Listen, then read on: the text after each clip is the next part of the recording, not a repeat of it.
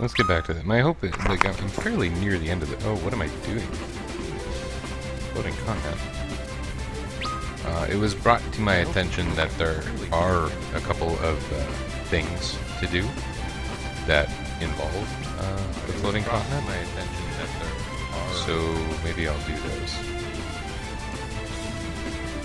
Okay, what am I doing? I need the Invincible for it. They're worth doing. So I did Cave of Shadows. I should have the Fang of Earth, right? I think. Can't sort these. Manual sort?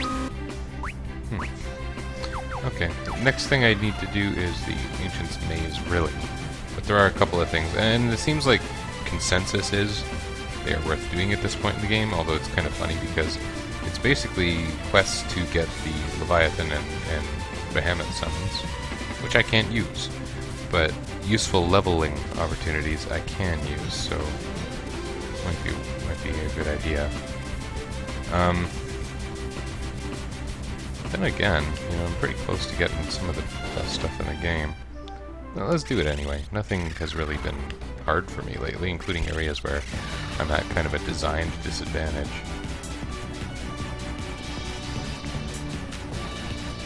Okay, the little foresty island is going to be my tip to myself.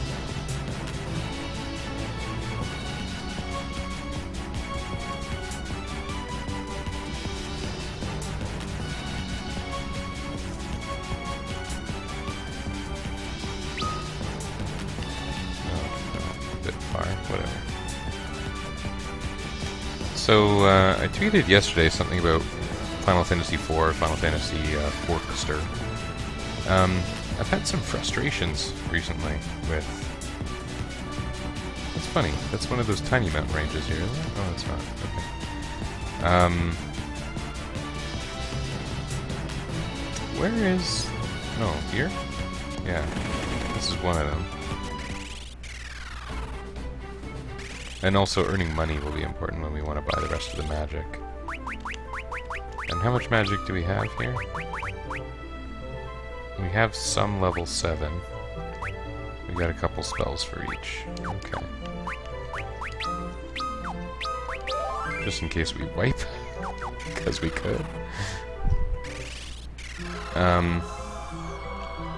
Yeah, tweeted about FF Forkster. And then it's funny, because I go on Twitter and I like...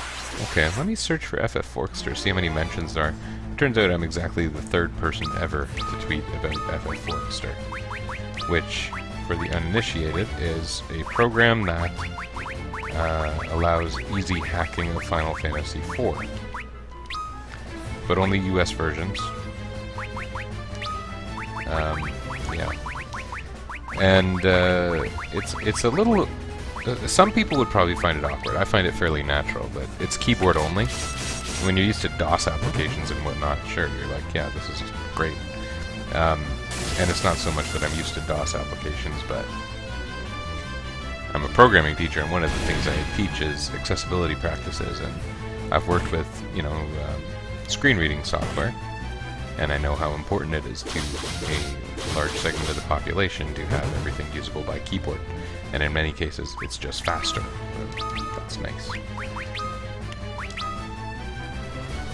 can use guard more with those two, because I want their job levels up. And because it reduces damage. Yeah, FF Forkster, great little program, really cool to edit the things, and I was doing so much work over weeks. Whenever I could put in a couple hours, whenever I didn't have the time to do this kind of stream or whatever I'm doing. But then I go to visit spell sets, where you assign the spells to the characters, essentially, and it crashes every time. And I don't fancy that, so...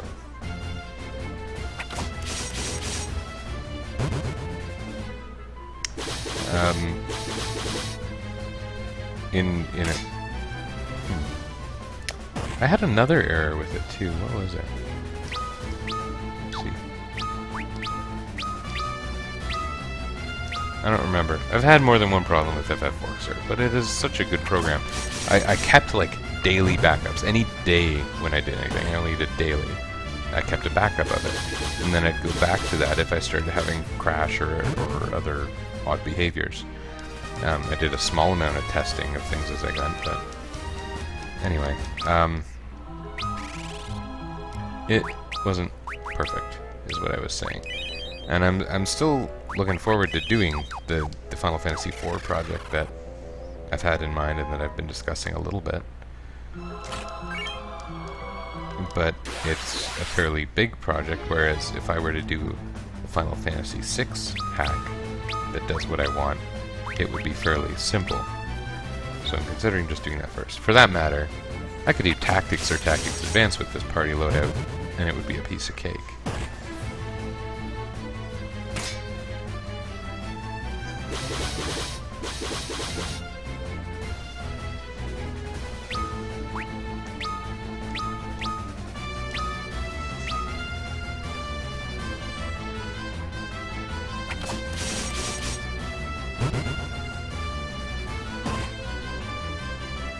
So, I'm probably going to do something different when I'm done this game, and my hope is I finish this game reasonably soon. Today's been an interesting day for me. I hinted at it last time I streamed, which was Sunday? And, but I've talked before about, I am a personal acquaintance of GamerDad TV, who's a little more well-known, and our union is on strike, which sucks.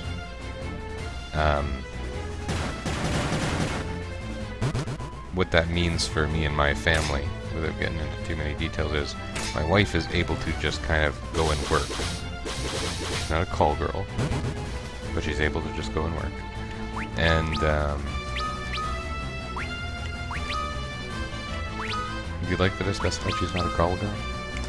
And that leaves me as a stay-at-home dad, and 2 of my kids are too young to go to school. So it's been busy. Today I was up a little before 6, not too bad. And I was a little tired. I didn't go to bed super late or anything, but I was a little tired. So I had a short nap in the afternoon, a short nap, like 20 minutes, when my older of my 2 sons was sleeping anyway.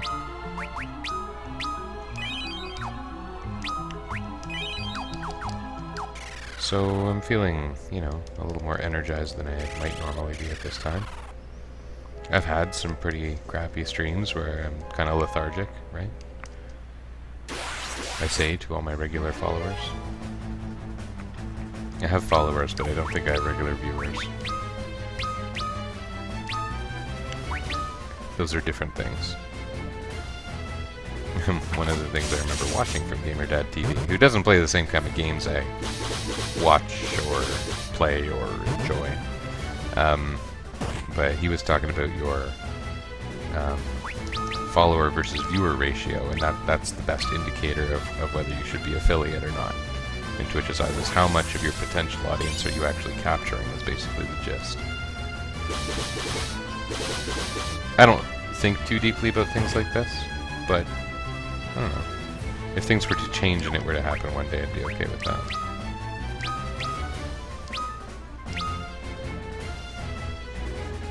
So weird the Thief not having a defend command. It would be handy for times like that. I knew that enemy had nothing to steal. But I also want my mages to squander turns. I want Ingus to be able to act. And the reason for his lower job level than the others is twofold. He acts the least frequently because he's the slowest. And the other 3 sometimes get the job done if I'm not very intentional about how I allocate their actions. Oh, that's a strange thing to see on my screen here.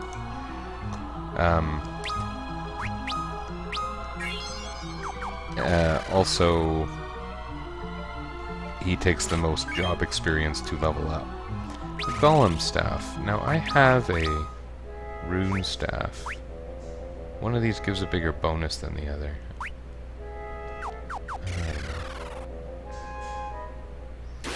Refia is quite freakishly strong, isn't she?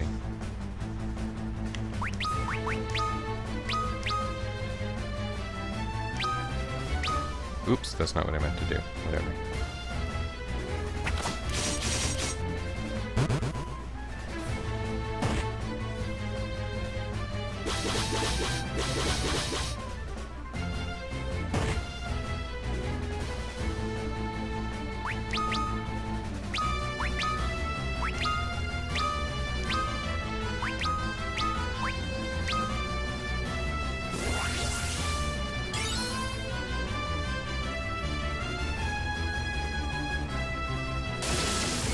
The stream name has changed during viewing too. I think I know what I'm doing now. I think I do. I think I found a bit of a rhythm. I think I can kind of get it to where I want it to be. You know, it's funny how many other things I want to play. I've kind of committed to this play all the games with a Knight, Thief, White Mage, Black Mage, but there are a lot of things I want to do. I'd love to do Citizens of Earth. I'd love to do... I like non-RPGs, non-JRPGs as well. It doesn't seem to come up much, but there are... I haven't played my favorite game on here yet, which is kind of funny. My favorite game I would generally consider Sabertooth Lager. It seems like such a Dragon Quest thing.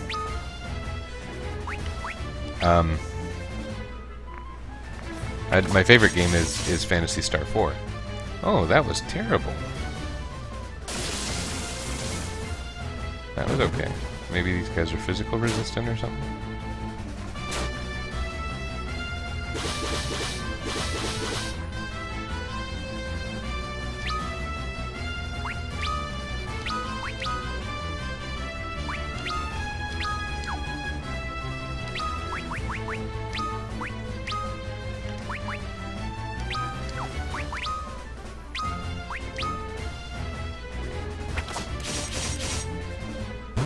Oh.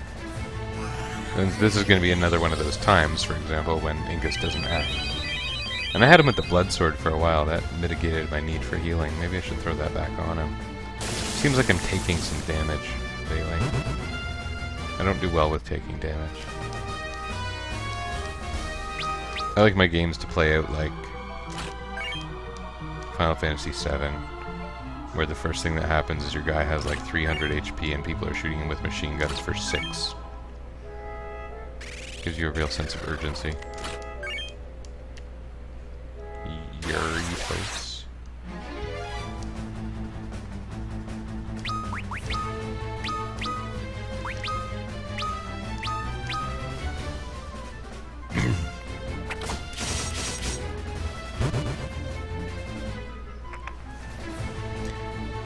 It's like the Greek version of Doritos.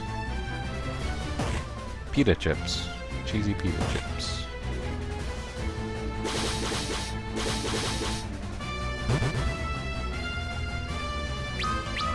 I can't have pitas anymore. Now if I do this, if I do guard with Ingus, he's got this dramatic animation, but he's guaranteed his action before Refia attacks, and Refia tends to slaughter things. That might be the way to go.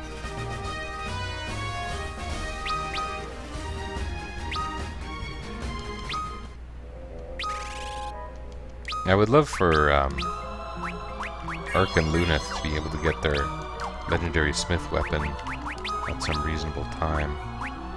They're so far behind Refia in terms of job levels.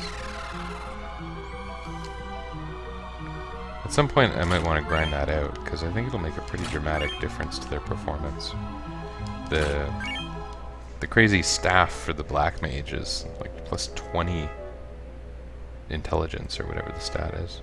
I think I'm coming up on Bahamut here. Look at these creepy guys. I fought one of them before, didn't I?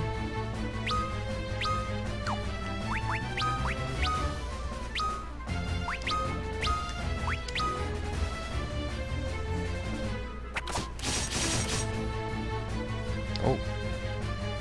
They withstood the might of the thief. I wrote in that sidebar, she's a fairly passable fighter. I didn't expect Refia to be as good compared to Ingus as she is, but she's pretty much always stood in front of him. Not literally.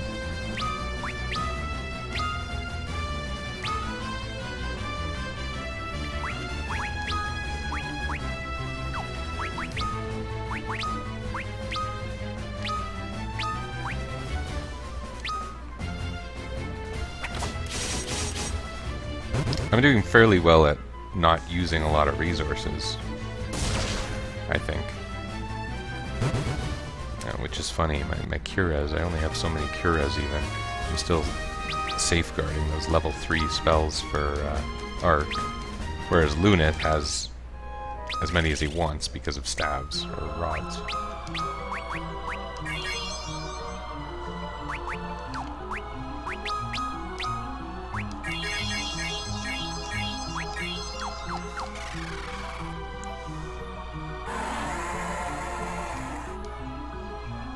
Let's find out.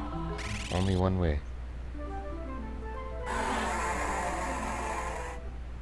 Oh, that'd be cool if I got to save. We're outside. This should go better than before. That is my hope. Does he attack? He does.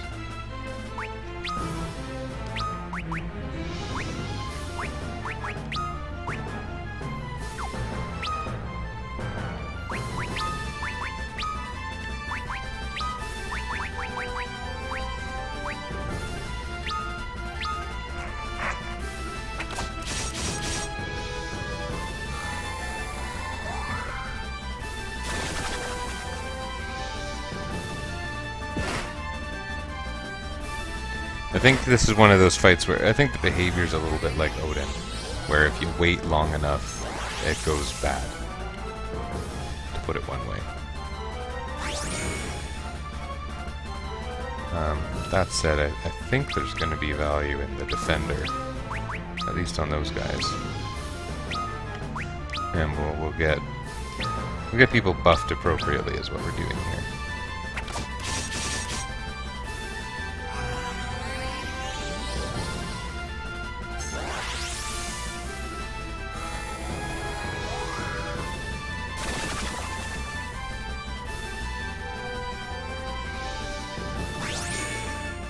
And he has 30,000 HP, I think I saw, so... Ooh.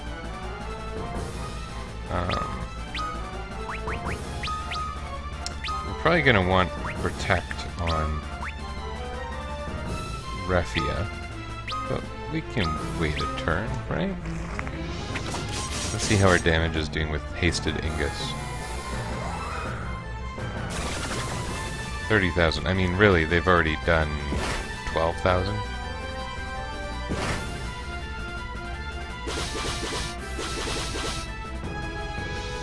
We got 3 people dealing 3,000 a turn, so essentially 10 actions. It'll be a little more than that in practice, but yeah, this is not going to be a difficult fight.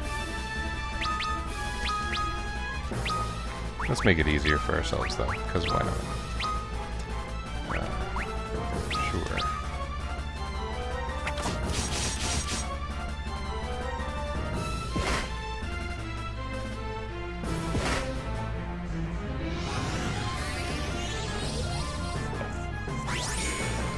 Big B is not playing Warframe. I was asked about Warframe, but you know, it's one of those things that I bet my computer would run really crappily.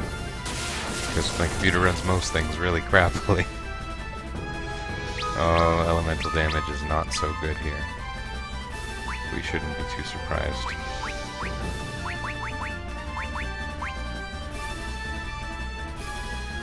Was Libra just weak points in this game? I guess I may as well use Arrow Gap.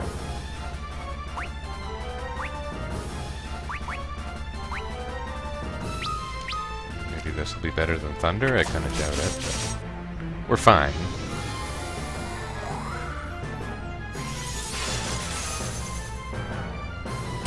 Yeah, okay. I was thinking, oh, I just said we're fine. I'm waiting for the Mega Nuke to come raining down now.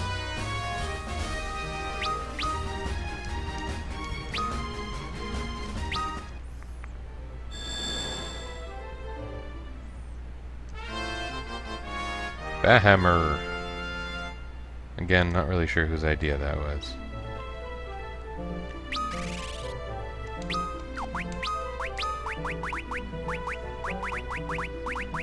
Do we, are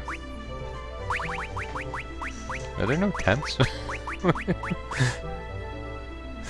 Didn't I use these earlier in the game? Did I just never buy any? I don't remember what I'm doing with my life.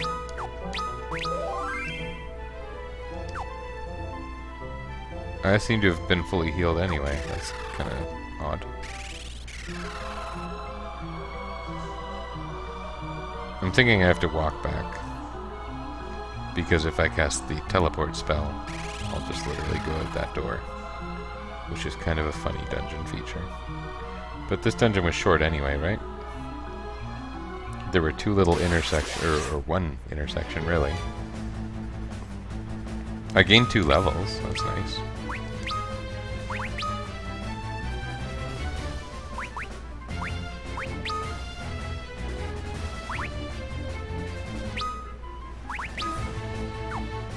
Okay, you get the same one as Raffia just in case she doesn't take it down, because that was a factor before.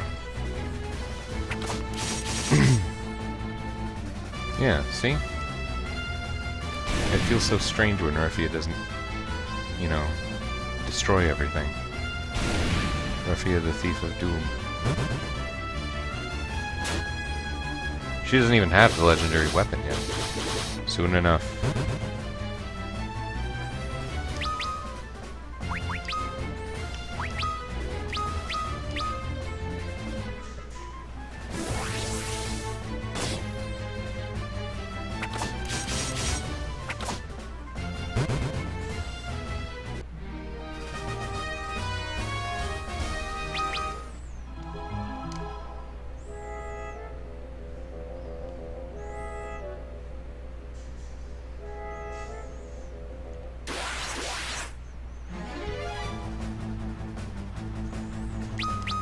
So yeah, this is a slight tangent dungeon, but really it was not hard at all. And what's funny is you need the invincible to get to these dungeons. You would think they might be balanced to be a little harder. They're not. They're not harder than they are. I wonder if I could convince my friend Brian to show up. That'd be fun. Chat with Brian. But he'd probably rather do Warframe, whatever the hell that is. Someone said sounds Borderlands-y. I saw Borderlands. I never played Borderlands. The whole thing is, you know, one of those grindy type games, and they're not. That doesn't sound like a plus, but there are lots of grindy type get random drops games that are pretty great. I've played a lot of Diablo 2.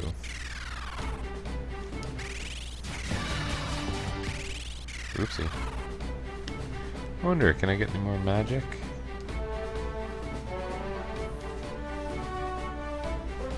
Yeah, a little bit. Hey, that's useful.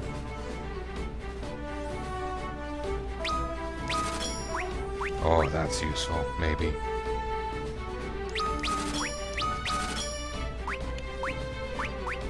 I guess we can just do it all. Have all our level 7 magic. I was gonna call it level 8 magic. For me, it's level 8 magic. Okay, what do you got here? Reflect and Asuna.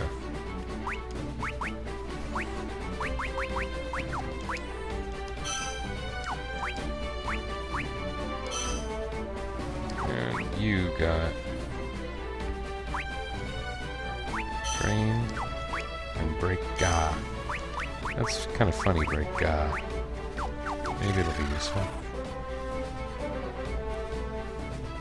Often in these games, right, when they include a spell like Break Ga, it makes you think there will be a point in this game where there are a set of enemies very vulnerable to break. But without like NPC hints or anything, there's no reason to go around trying it on everything unless it's the only means to victory, which I would call poor design.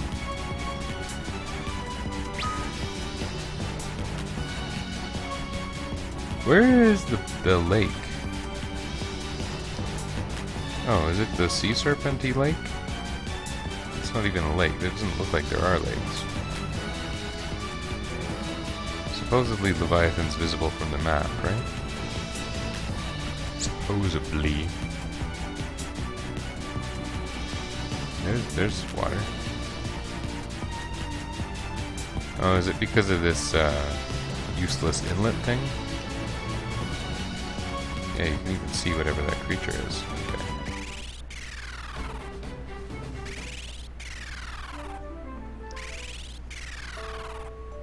Oh. I've been there. That's a lot of those transitions. Okay, how do I get into the lake? I saw that dark figure a very long time ago and didn't think it was significant. Here we go.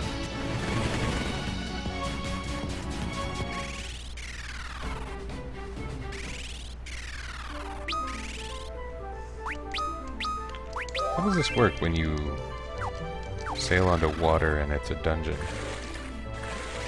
Oh, okay. Oh, and I'm just in a tunnel.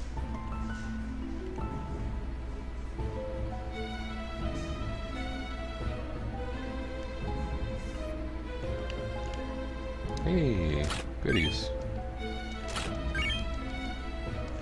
High potions? What an insult with this. Who's the person who came and put treasure chests full of high potions here? I was just fighting greater Boroses, so this is gonna be pathetic, right?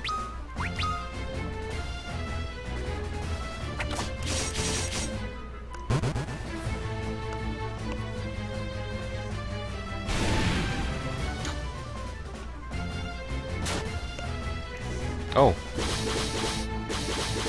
Look at that. Don't petrify Angus.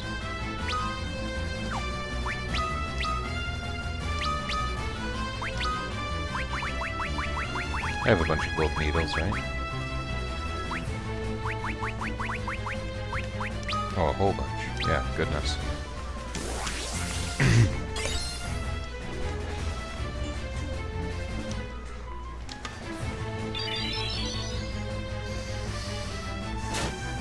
Yeah. Of course that's what happened.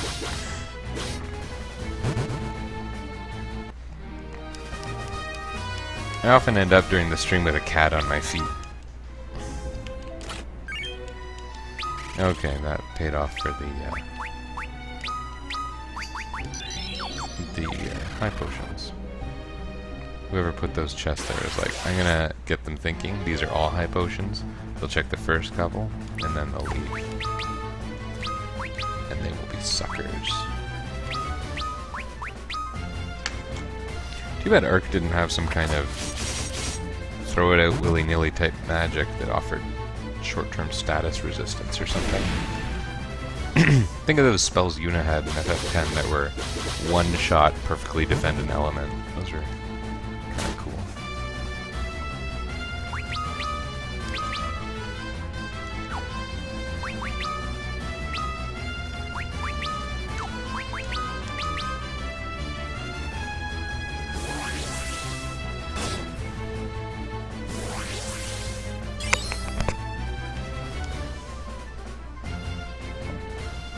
I wonder if my friend Brian is on Twitch. Is he? He doesn't stream, does he? Because maybe we should stop and go watch him. It doesn't look like he's famous in any case. That's the problem with this. Too many people are famous. A lot of people are famous who shouldn't be. You know what's something funny? Okay, so my stream started a little after 9, right? Ish. I watch Survivor. I watch Survivor regularly. I think I've talked about that before. I'm not too ashamed of it. I'm aware that some people would think I should be ashamed of it, but I'm not too ashamed of it. Just a little. There is a woman on one of the tribes. Well, actually they changed tribes today, but there's a woman playing. Her original tribe was a tribe of what were considered hard-working people. They were called the Hustlers.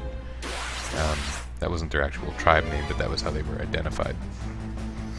And her profession was she's a celebrity assistant, but the celebrity she is an assistant to is a YouTube personality. And I can't help but find it a little weird, though of course it makes sense, that a YouTube personality needs an assistant. Probably if I were younger and cooler, I would get it, but I mean, a lot of people make good livings being YouTube personalities, right? I know, they go by YouTubers. I don't like tubers. It makes me think of potatoes. You potatoes. So is this area a little weaker than the previous one? Remora, those do not look like remoras. Oh my goodness. If that was a remora, there would be some pissed off sharks. I guess there are some pissed off sharks. There would be more pissed off sharks.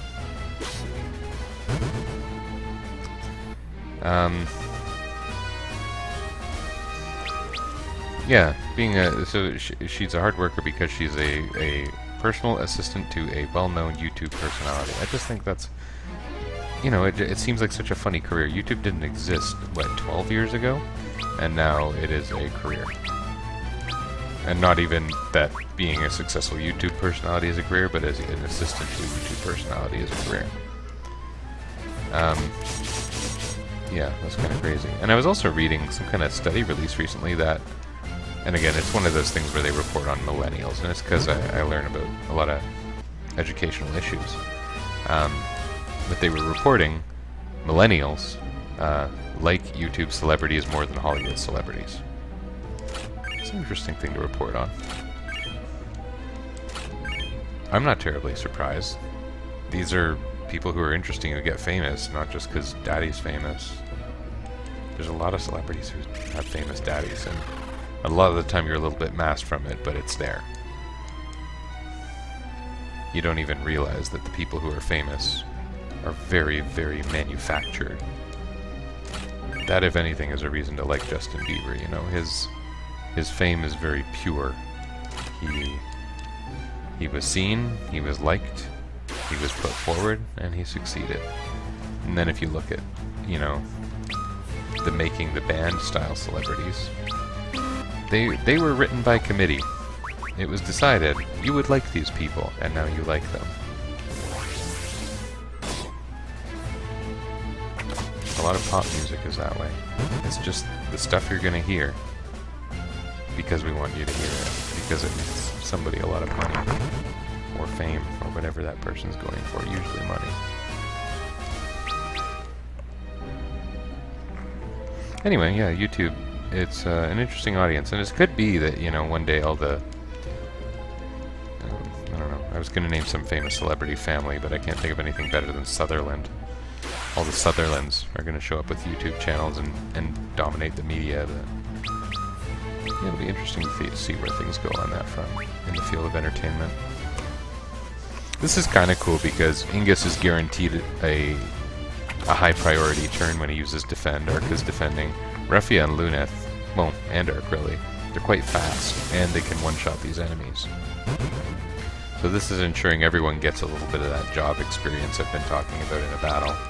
It should result in minor job level catch-up, but it takes about 7 actions, they say, to get a job level for an average job, and it varies. This isn't a real-life thing, this is a Final Fantasy III thing. In real life, you need to work for 10,000 hours to get a job level.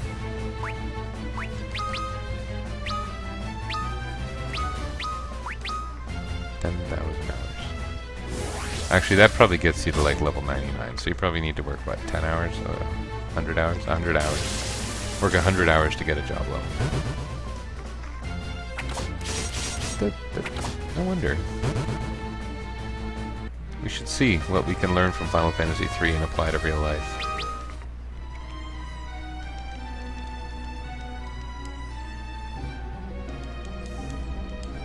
Wouldn't it be fun if I could play a whole day of games? You know, in a way, the strike could allow it. Because my kids go to daycare on Friday anyway, and if my wife's working, I could just do nothing on a Friday. This Friday I'm going to end up busy. I'm going to have a lot of schoolwork to do, because I'm still taking courses. But that is an interesting prospect. Ooh, look at that. This is exciting. Refie has lost exactly 500 HP total. I can use a high potion, and she'll be at full. It'll be amazing. And right before what would appear to be a boss. None of us are surprised by that, right?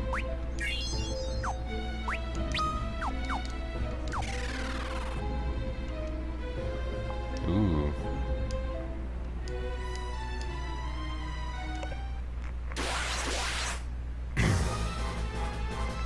Is this going to be a lot like the last fight?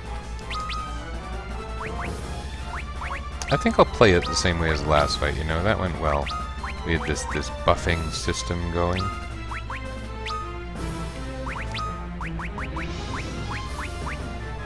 I would assume Thundaga's gonna be good here.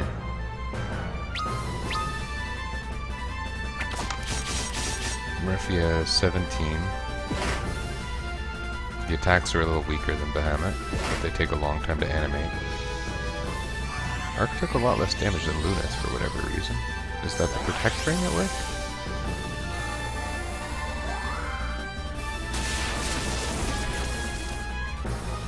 Whoa, that was strong.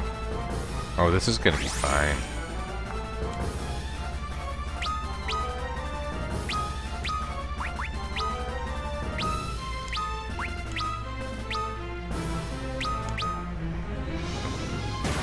Unless this guy's got way more HP than Bahamut, which I would have to think is unlikely.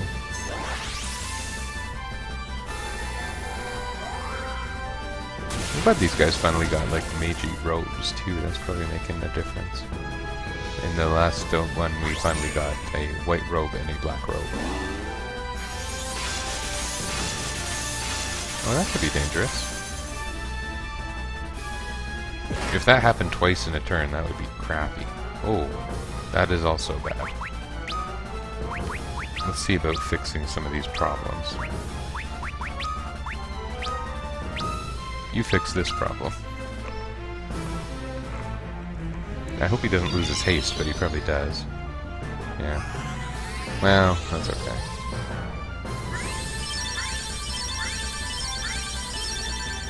How strong is that? Whoa, that's... Kiraga's still pretty good. We got Kiraja. What's the point of Kiraja?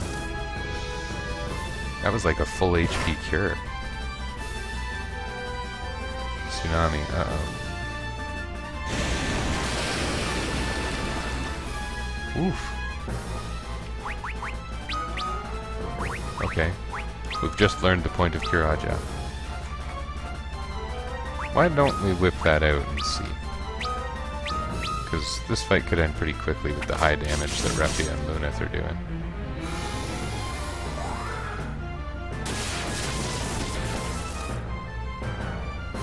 See?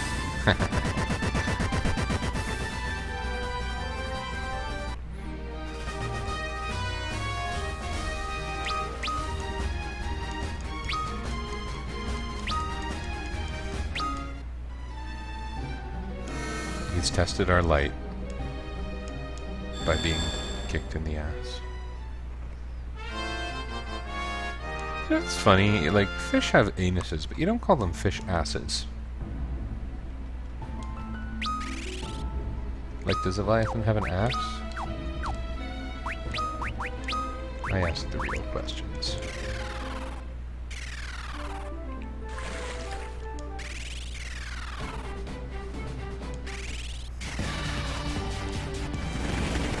I think I might, how much money do I have? I have a little bit of money. I'm considering going and buying more of the level 7 magic, because I'm not quite done that. I'm done what I need to do on the floating continent for now. Where do I go? I think I need my, my submarine. Right? Maybe I don't anymore. Maybe I can fly over mountains or something.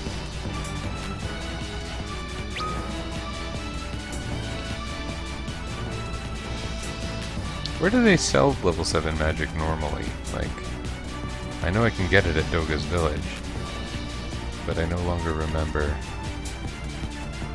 what alternative options exist. No, I need the Nautilus to get there. Should I go grab it? Probably doesn't matter too much, right? Plus, no one's gonna answer me, because my stream is empty right now. So, really, whoever's watching, you're just at my... I decide things at my whim. You're at my mercy? You're not at my mercy. I don't know what to tell you.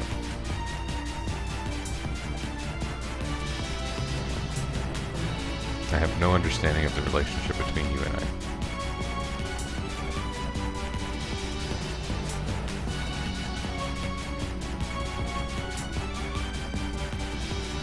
Okay, there's a little foresty island that goes to the Nautilus. I don't even know if I need the invincible more, do I? I bet I do. It would be weird if I didn't. This one is so much faster though, it's fun.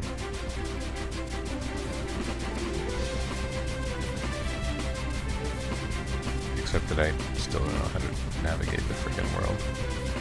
It was a lot easier when it was all water. Or swirly darkness, whatever it was.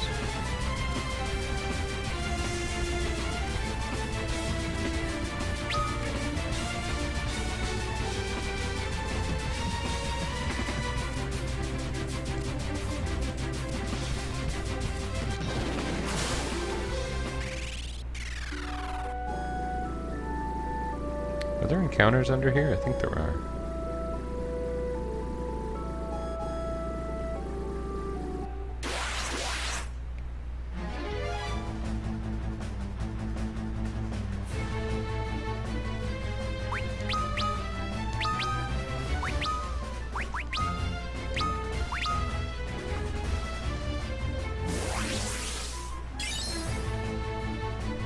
Boo!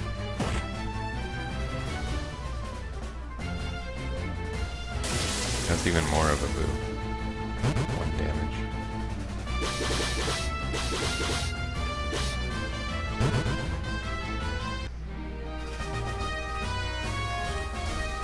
I think if Ingus was getting the kind of job levels that Refia had, he would be taking the lead in terms of damage dealing. But she's got a huge advantage on him there. I mean, he's at probably 60 or so job level, and she's at 99.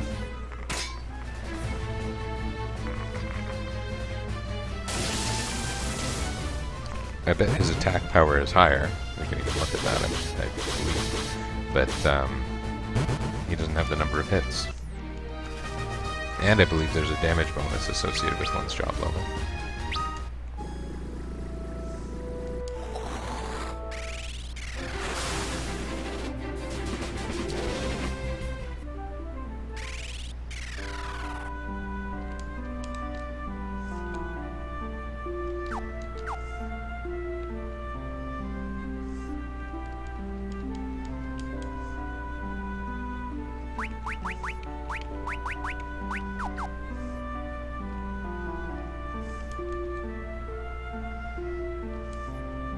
Is there an order to this? Because I don't remember things.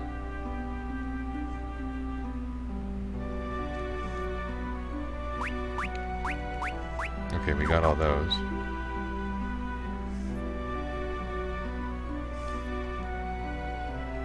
Oh, 6 is what we need. Did I walk right by the 6 guy? I think I might have.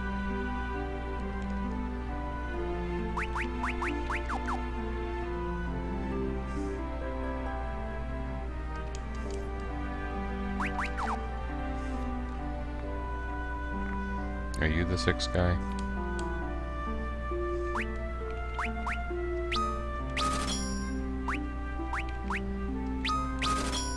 Oh, Stona. That's a funny thing for me to not have had earlier.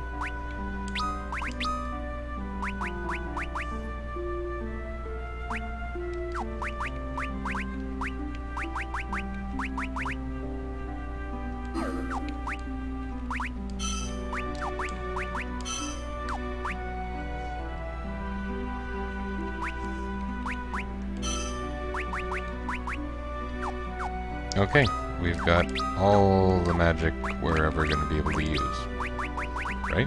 With the exception of, technically my knight can use level 1 magic, but I thought that's not very Final Fantasy knighty. I kind of thought if he can avoid using it, why not? And all it would allow him to do is cast regular cure spells and cure poison, which he can pretty much do the equivalent of that with items. Okay, so what am I supposed to be doing?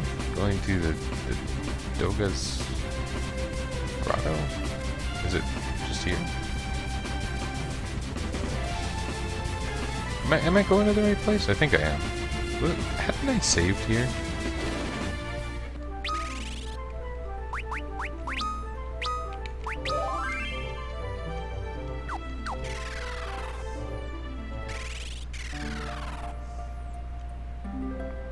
Okay, well I am in the right place at least.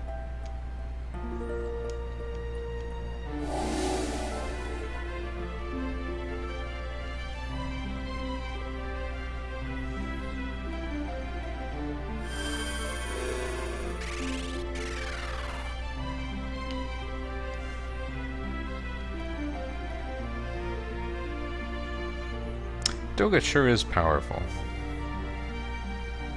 And he can't solve these problems, huh? But he has a lot of resources. Like, he's got a castle with a crazy tiny cave under it that I believe he has oversight of. He has the ability to magically teleport people, like here. He can cast Flare whenever he wants. Good thing he's not the bad guy, we'd be screwed. Plus, technically, he's immortal, right? Because Zan was the guy who got the gift of immortality.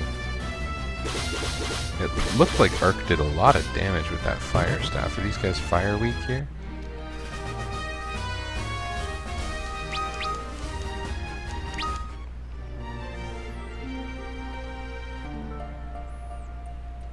Another possibility is that with the other guy, I accidentally picked fire staff instead of fire rod, because that makes a big difference.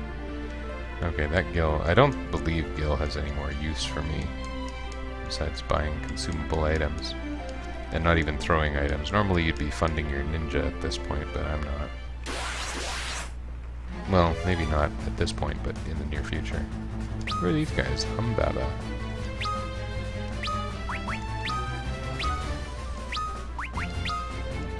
Ogre. Funny not seeing them much earlier in the game. Yeah, that's strong.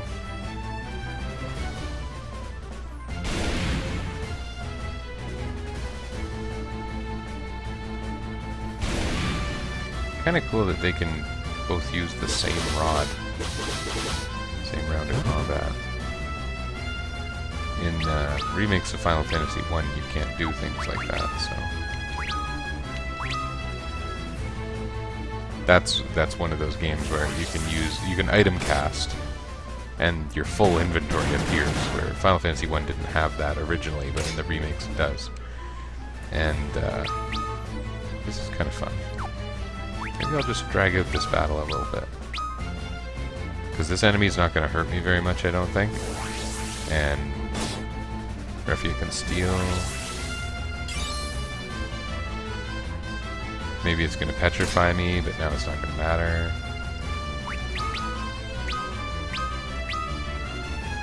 And that's, you know, 3 rounds wasted. That's 3 rounds of job experience. You just have to sit through a couple animations.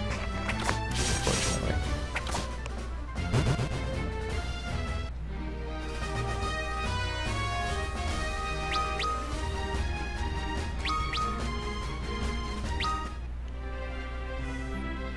I like the music here a lot.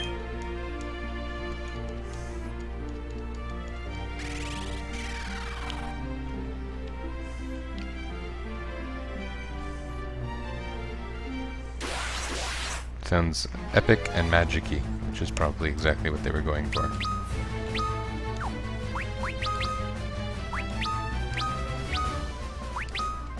We're gonna put you on fire, Nemesis. 2,000 damage from Arc with a rod is pretty darn good. What's Lunith gonna do with this? 3,000? Nice. Goodness.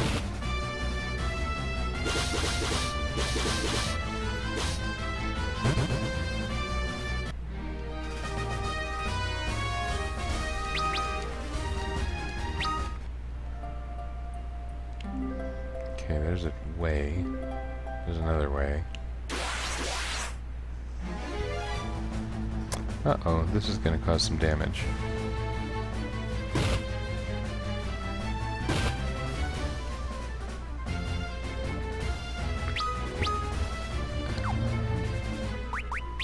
Let's run. Just because I would need to get Ingus in the front to do a one-turn move on them, so it's just gonna take longer than it's worth. I'm gonna sneeze. I was almost worried I wasn't gonna sneeze and then I'd be a liar. But it didn't happen, so that's super.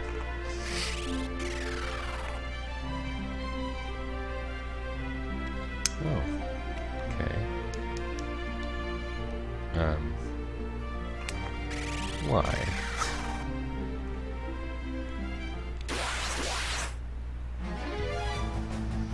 Here is some kind of dragon friend. Let's use our violence against it. Let's assume everything's weak to fire for no particular reason. Sometimes red enemies are weak against fire. Sometimes not. Doesn't look like he's weak against it, but it's not especially bad.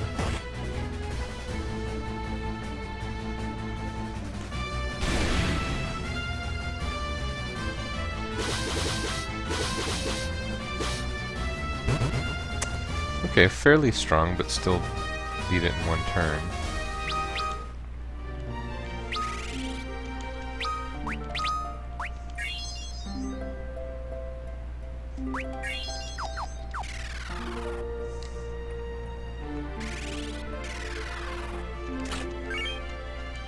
Oh, Rising Sun.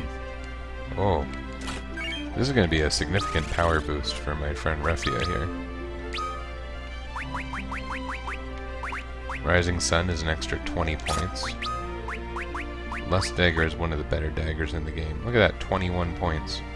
I lose my air element, but I believe Rising Sun as a throwing weapon still does it.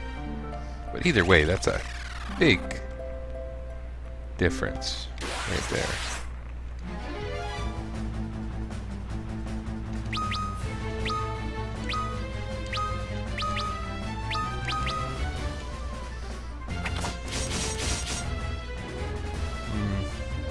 Not sure that was very observable.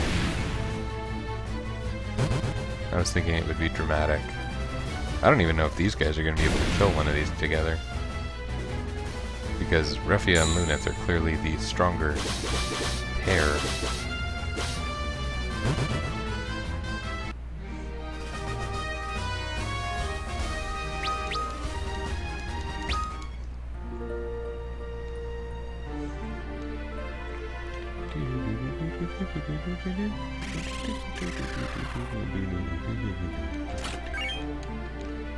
Chocobo's Wrath. I believe that actually casts the flare spell, which is kind of wacky. I don't know if that's in other games or not.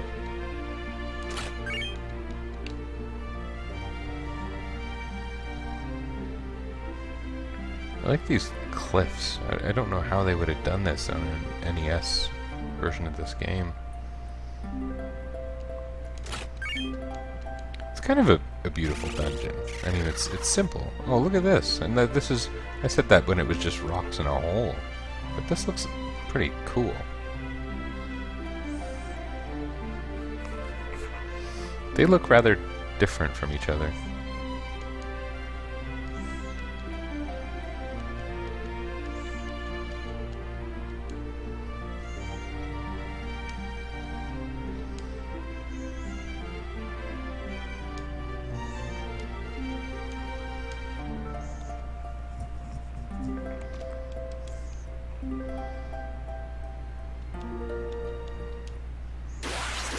Well, I hope he doesn't cast Flare every turn. Oh, he's handsome. Well...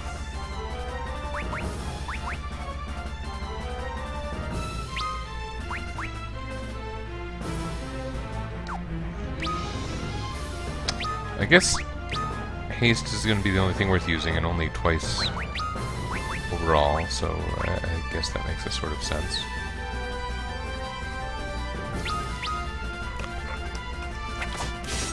I wonder which one of them is harder. I don't really know. It's not like I look up strategies before every playthrough. I'm trying to play the game, you know, clean.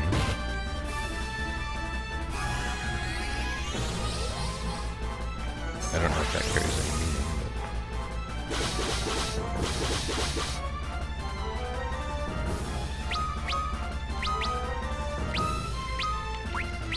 but... This makes sense. This part might not, though. Let's,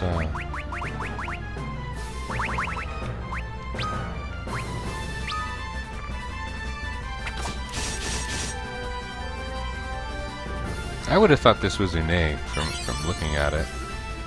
If I knew that this was either Doga or Une, I would have thought this was Une. Oof.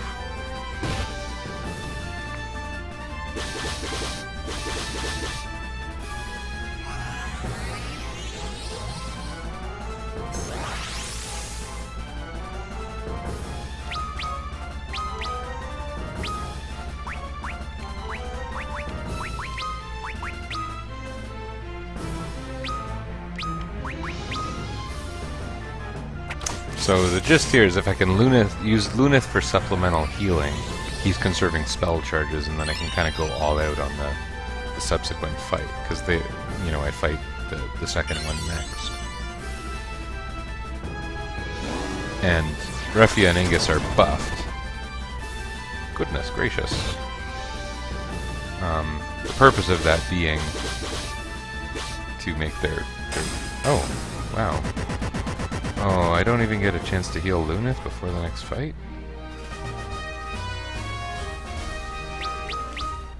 Not super keen on that.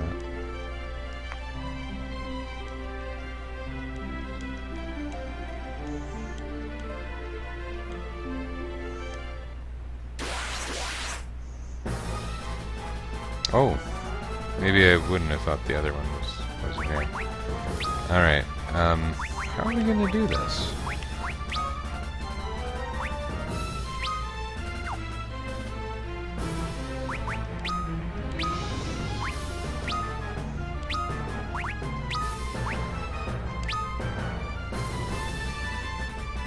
This might end up being fine. I was thinking of using Reflect in that last fight, but it didn't end up lasting long enough that really made any sense.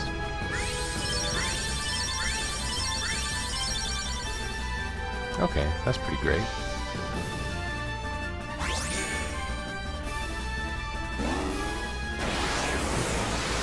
Is Tornado like in... Oh, it is like in the other game. Oh, cool. That was all epic. This is my idea of epic.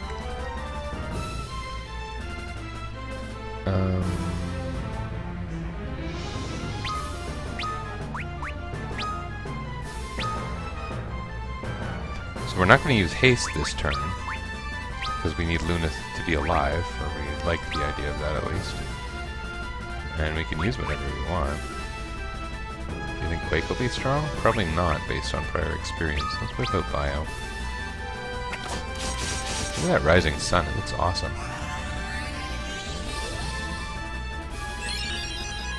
You know, in my last stream I was saying I'm not sure I like this game, but there's sure a lot I can find to appreciate here. Oh, jeez Louise. Haste.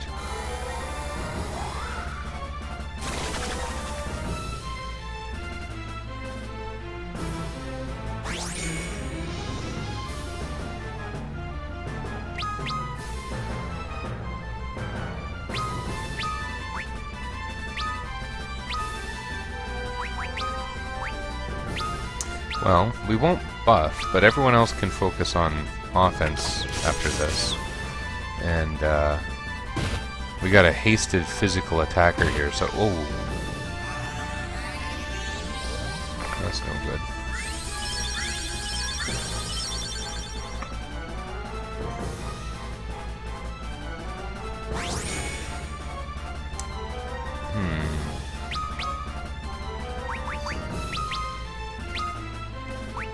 I also don't want to use too many Phoenix Downs because they're in limited supply in this game.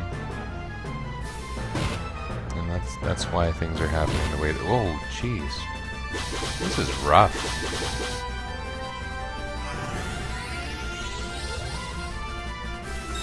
Well, unfortunately, she probably doesn't have the same kind of HP that Bahamut and Leviathan have.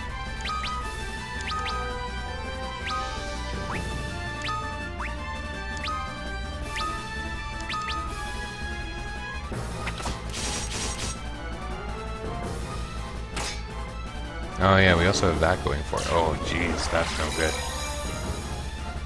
Ooh.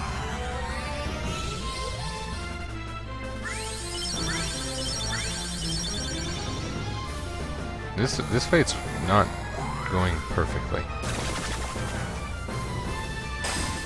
Oh, we won. Okay. Refia didn't need the experience, right?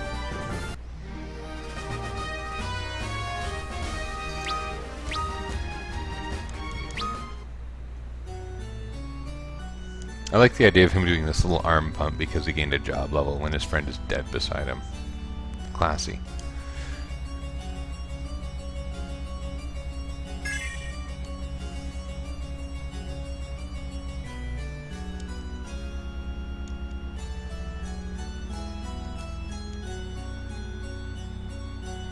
Circus Tower.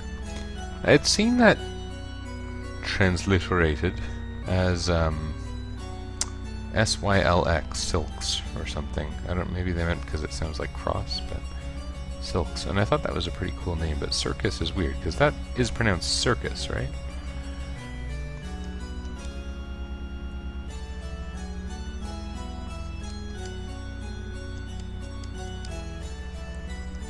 Courage, kindness, affection, and determination. That's pretty close to those 4 spirits from Final Fantasy V, right? They kind of line up. In the PlayStation version of Final Fantasy V, I remember Bartz's thing was called Quest, and it was wind. Wind was the element of quest. I thought that was kind of a strange thing, but determination, you could call it determination. Kindness was Lena. Hers was called Compassion. Courage would be Ferris, I guess? And I missed the other one.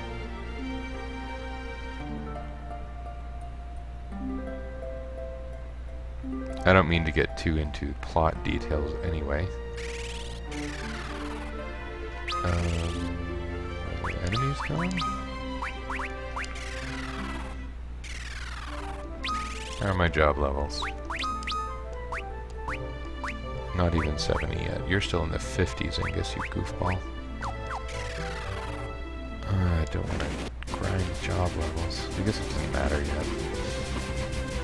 Because, I haven't even met I've met Legendary Smith. I've dealt with her a little bit, but I can't get weapons from her yet.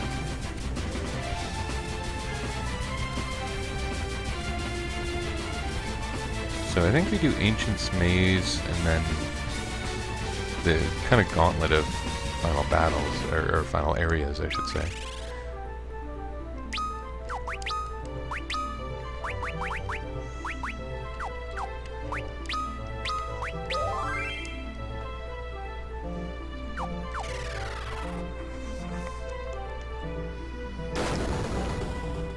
Is this because we have fangs we can do this? I thought they said it was guarded by 4 statues.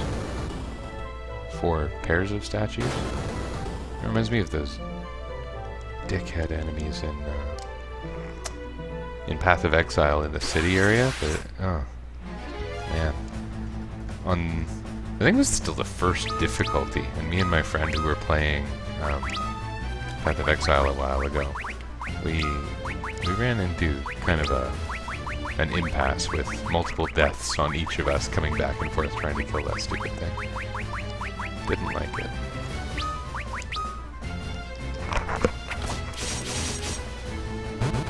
I guess Luneth's equipped with an ice rod. I was kind of thinking, why don't I have an ice rod for item casting? The nice thing about that multiple item cast per turn thing is, once Ingus is done with one of those defenders, anyone will be able to use it to put up defense on a turn, which, you know, won't be useful against randoms, but it'll certainly be useful against bosses. That means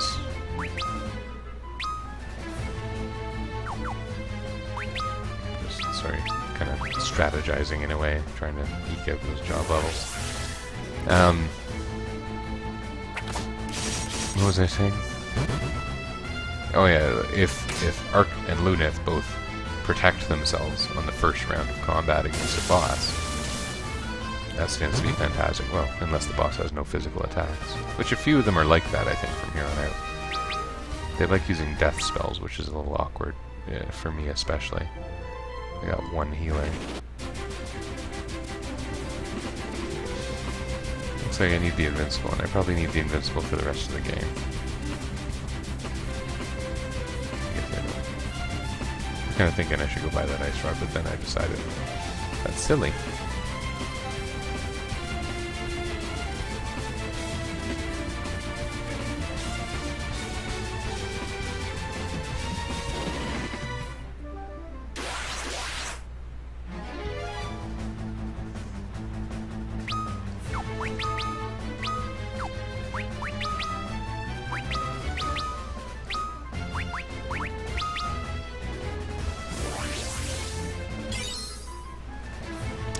Turtle shell. Those are items, consumables, that I believe they cast Protect, which is kind of cool. Except that it's also pointless. Once I have a defender, at least it's pointless. I could go buy a defender. Whoa! Go buy a defender in the ancient ruins.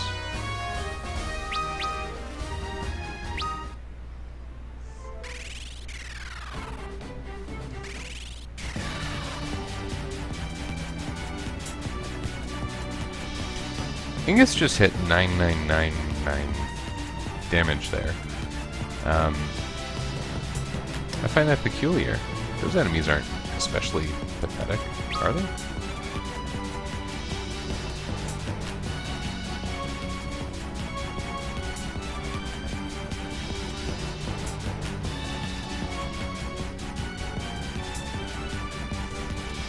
With our next encounter with the Legendary Smith, I'm rather looking forward to it. We get the Ultima weapon, which is, as you might expect, strong.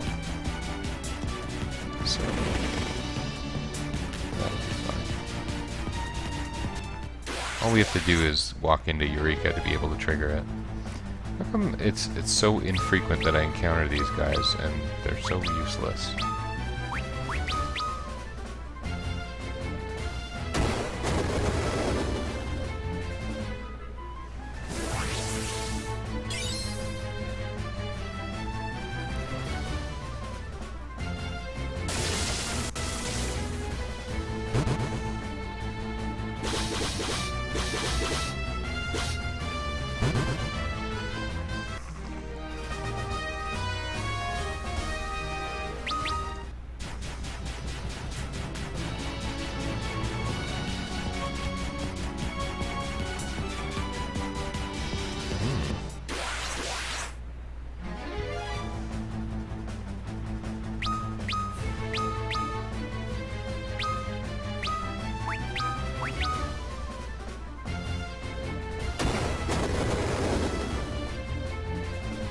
I wonder where that 800 comes from. Is it an attack or is it a proportion?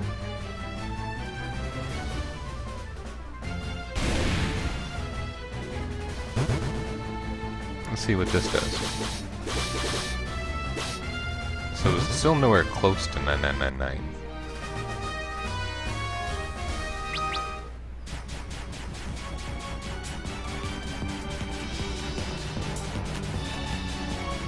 This looks like a nice place.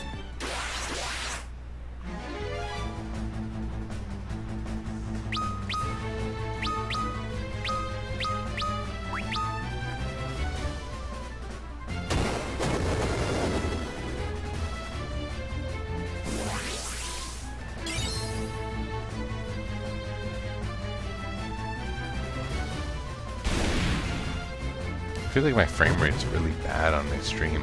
I'm not sure why. I don't think I set it especially low. I wonder if this is just how it gets working. Oh well. It serves its purpose, I guess. Where the purpose is twofold. One, I'm playing the game anyway. And, I don't know, this way I get to talk to myself without it seeming too crazy. But, you know, I like having a record of these playthroughs, and I'm doing it in a sequence. Every so often I get someone interested. But yeah, it's more for me than for you, I think, is the idea here.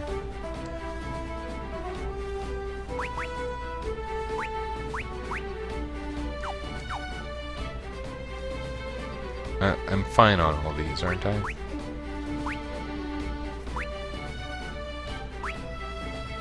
So there is a big difference between Arcs and Luneth's defense.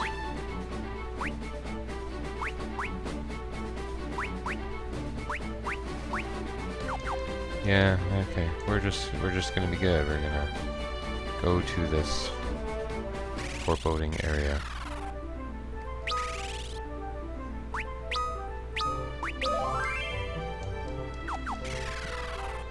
And if I use the Eureka key,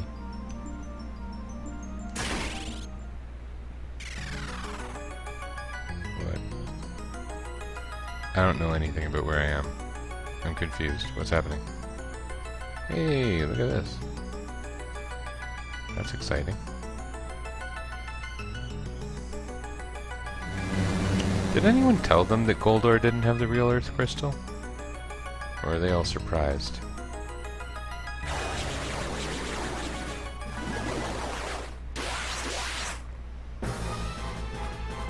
Oh, look, it's Hecaton Chier.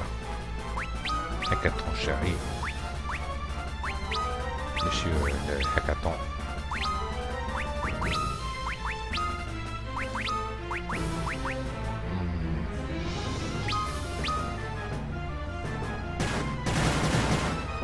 Wow.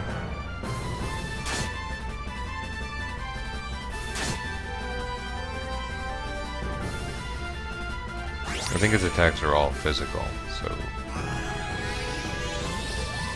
I think we're just going to do the same thing we've kind of been doing against bosses lately, and it will just basically be, I hope, more effective than it was with Doga and Rie.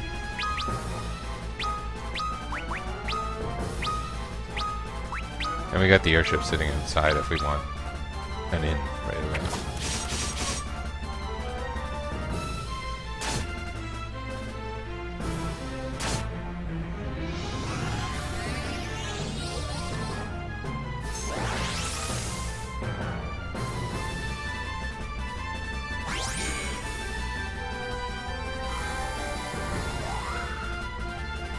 Hopefully he doesn't have some party-wide earthquake or something. That would really wreck my day. I think I'll be healing up now.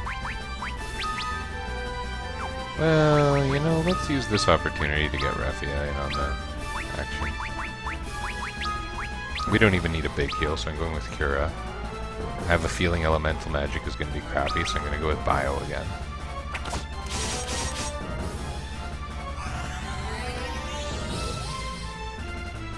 This guy looks like he should be in Fist of the North Star. Do kids these days know what Fist of the North Star is?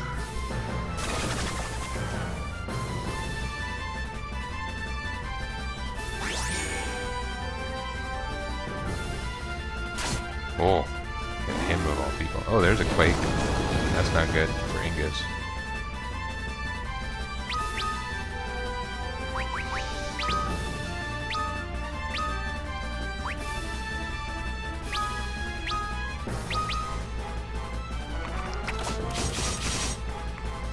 Well, we're into the damage portion of our boss fight.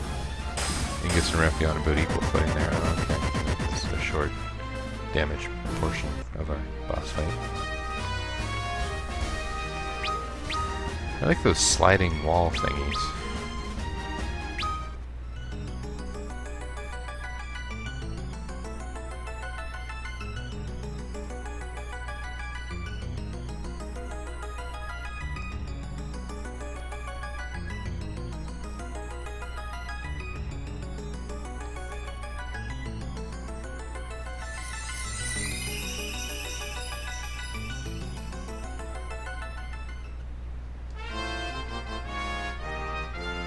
Yeah, I thought the first crystal was the Earth Crystal for a long time there. I think I said that at one point. It was actually the Wind Crystal.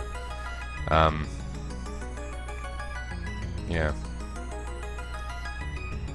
That Titan, he doesn't actually give us the Titan summon or anything, does he? That one was called Hyper. I think it was just for sale in a store. Yeah, we just have these guys. Odin, Leviathan, Bahamut. Castrato, Leviath, and Bahamur. Naturally, we call them those things. Oh, look, we got full healed again, too.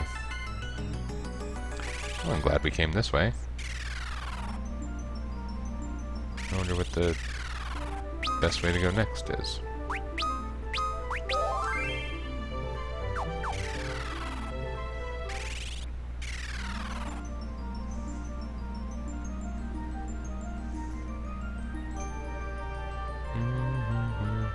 This is the same music as the other crystal-y areas, right?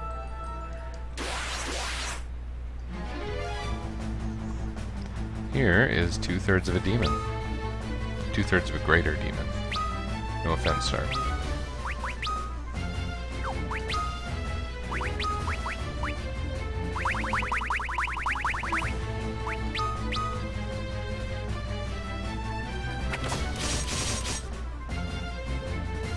Probably not even 2/3. He probably has long, long legs like that Titan. summon, eh? Interesting.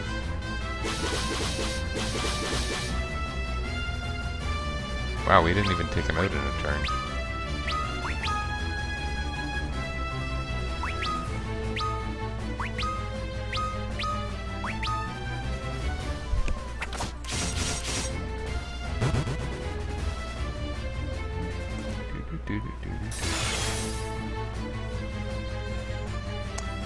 The battle music's not bad. You know, I didn't... When I was first hearing the battle music from this game, I was hearing it in like a MIDI format in the mid-90s. And MIDI sound fonts were also, you know, they vary from computer to computer. The sound font's a thing you can say? Is some music guy gonna come get me in trouble now? Anyway, I thought it was weird. I thought it was the way it goes do-do-do-do. And then there's this pause, and I thought it was trying to be like Novocaine for the Soul or something. Whoever gets that reference is my best friend. Anyway, I thought it was awkward, but I like that battle music reasonably well. I think I like it better than Final Fantasy II's. I think I like it better than Final Fantasy V's. I don't care for Final Fantasy V's battle music. This isn't like the whole dungeon, is it? That would be dumb. Is that the whole dungeon? Really? It can't be. Hey look, it's Une.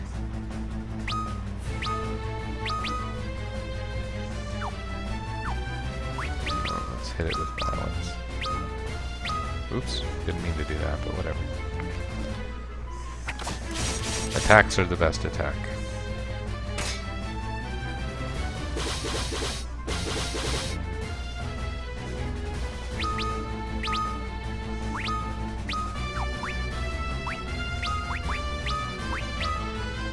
I have a cat under my desk licking my toes.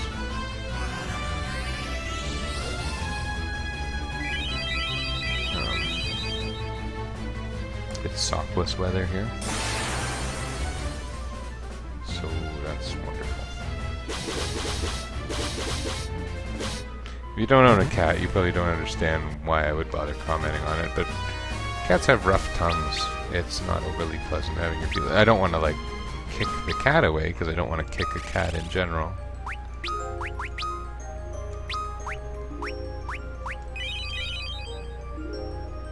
Which I hope everyone is comfortable with.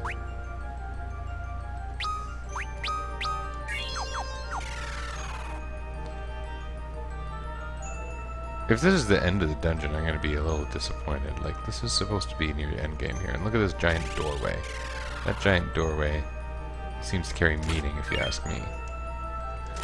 And I'm getting a lot of these consumable spell items that I'm never going to use. I got a crystal shell I'm never going to or shield I'm never going to use. We need some crystal armor up in here, guys.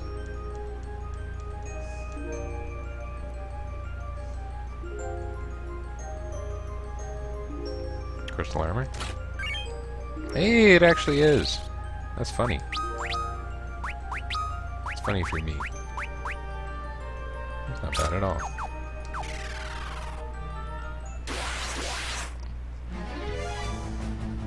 I don't like fighting this guy. He takes a long time. Should I be using real magic? I should probably be using real magic. Okay, what kind of things do you think he likes? Maybe he likes being warped? I bet only really strong things are gonna hurt him. Let's try Blizzaga.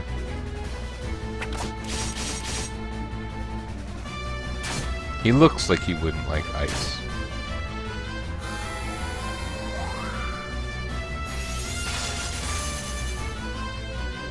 It's not really any stronger than Ingus and Refi's attacks, right? It's weaker. It's all around just lame.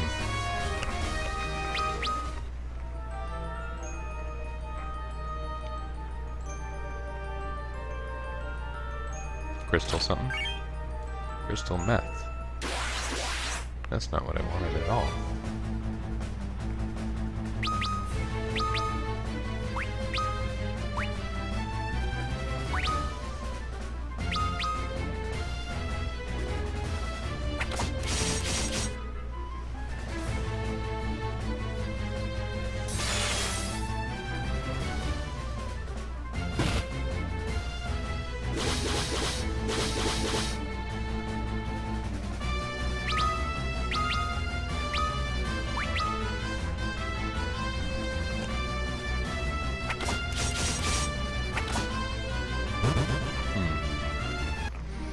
Well, I would like my other party members to be gaining more job levels.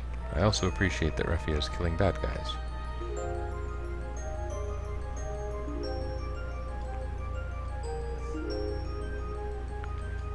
All the chests are right in our face.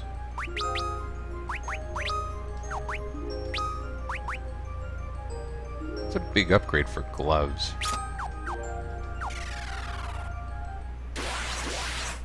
Stop the enemies from attacking our hands. Because the diamond gloves aren't protecting them well enough.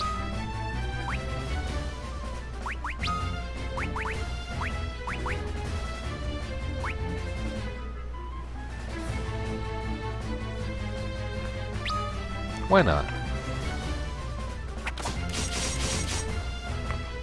Let's see Quake do something. That's what I want to see. Because it sucked on boxes, but maybe it's because of a split damage thing. See, that wasn't even that good.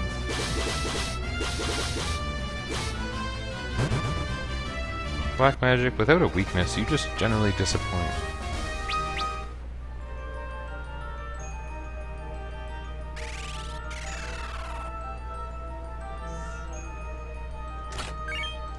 Crystal helm. That's nice. Probably. That's about the same amount better as the gloves. The defense rankings associated with equipment in these games is silly.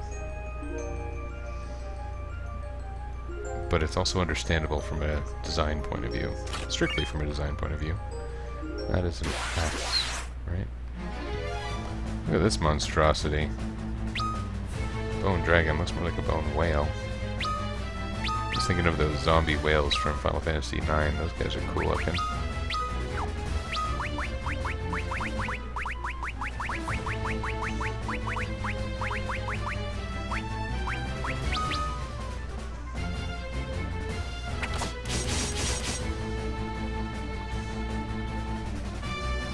$4,000? Not even. This guy's not weak against fire. That's weird. Everything with bones showing is weak against fire.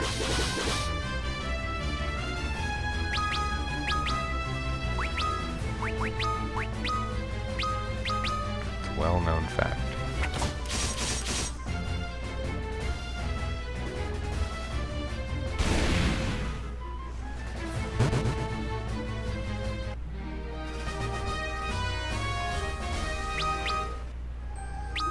Okay, we're gonna use our cures. In battle I was gonna use Cura, but when you're out of battle, it pretty much makes sense to use your lowest available. And I think you kinda end up with a net savings, so to speak. Breakblade. Hey, there's a free defender for us all to use. But also a great sword. A useful sword. 30 points is pretty substantial. I don't know what that means in the face of the game's attack algorithms off the top of my head, but seems big. Phoenix down, always welcome. Chocobo's Wrath, I don't know what to tell you about that.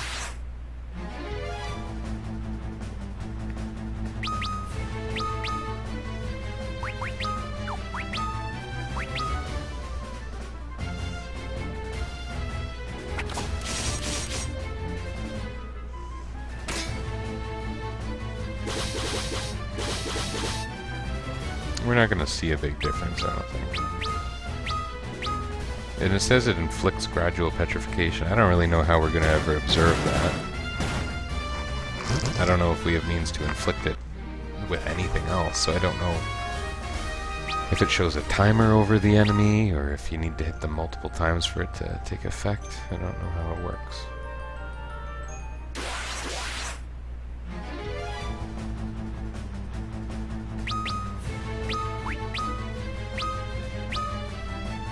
And here I'm attacking different enemies, basically just to see if I can observe gradual petrification taking place. Huh.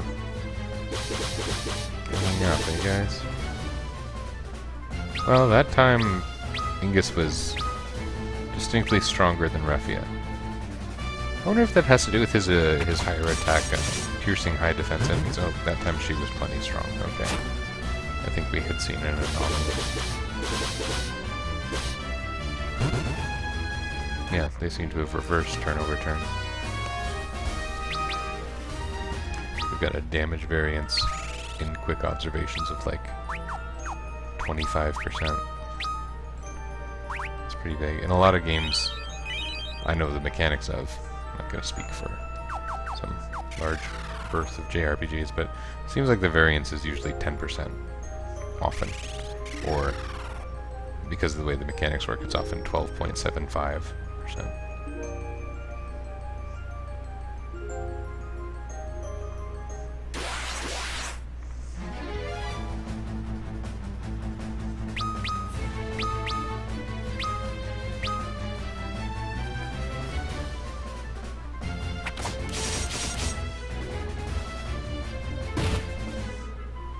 And the reason for 12.75%, if you're not familiar with these kinds of things, is that is a number divided by 8.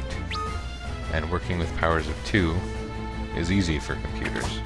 Especially in older games, they can divide a number by 8 much more easily than, say, 9 or 10 even.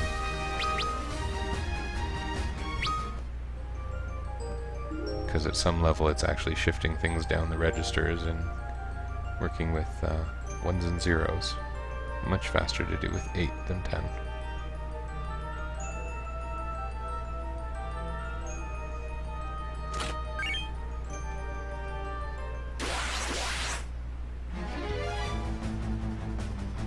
Okay, we're going to do things differently this time. We're going to do a strategy called Kill a Bad Guy. When we're using this strategy, the goal is to kill a bad guy. So there she did 33. He did 36.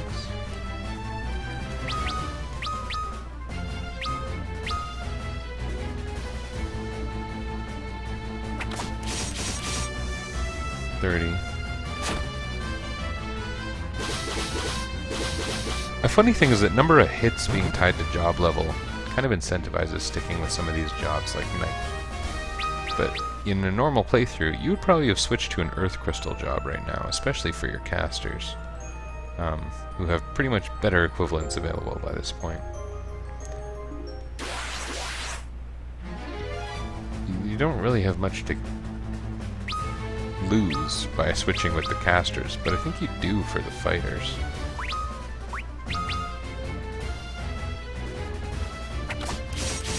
What the heck is going on with that horse's head? I mean, I know what's going on with her head.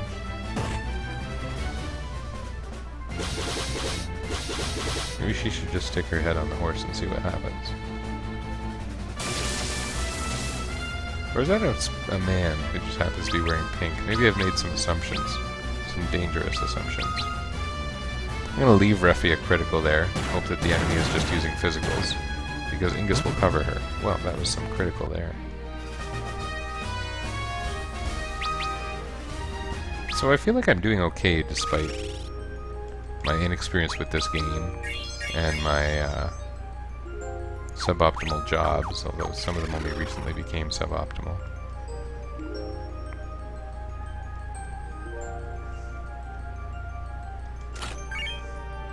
Oh, that's nice. That's going to be a difference maker. Not a huge difference maker, but a difference maker.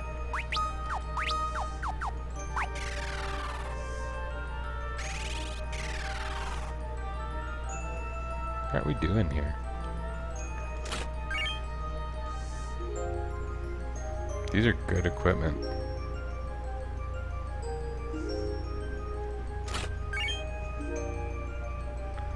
Just double check that I'm not missing some glorious chest over here.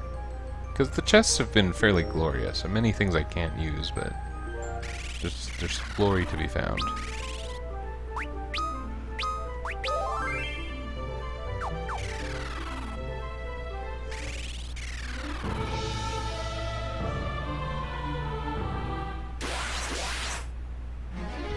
Golly.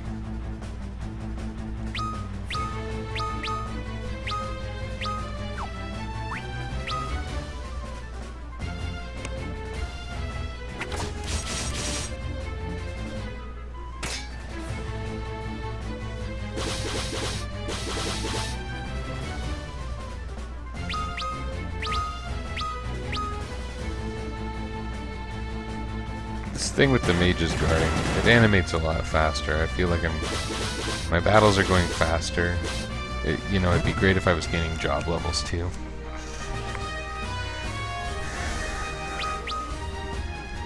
I kind of realized my head was tiny in my little screenshot because I was slouching so much.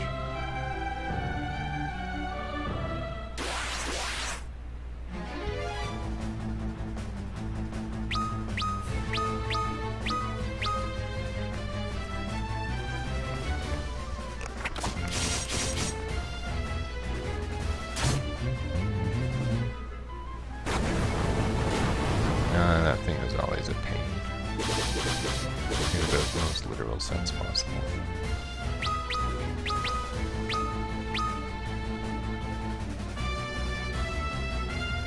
Yeah, so my job levels, the reason I want to get Ark and Lunith higher job levels, and I don't really care about Ingus so much, because once we do that legendary smith thing that I've been talking about, and, you know, we've been taking some of the steps necessary, I mean, I do care about Ingus, I should say, because he'll get stronger with job levels, but they're much closer and easier to do this with.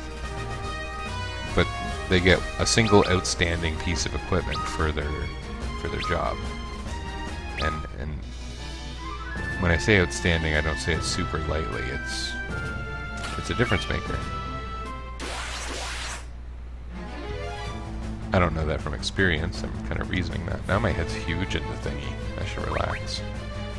I don't want to fight these blocks. But let's do it since we're here. There are blocks to be fought.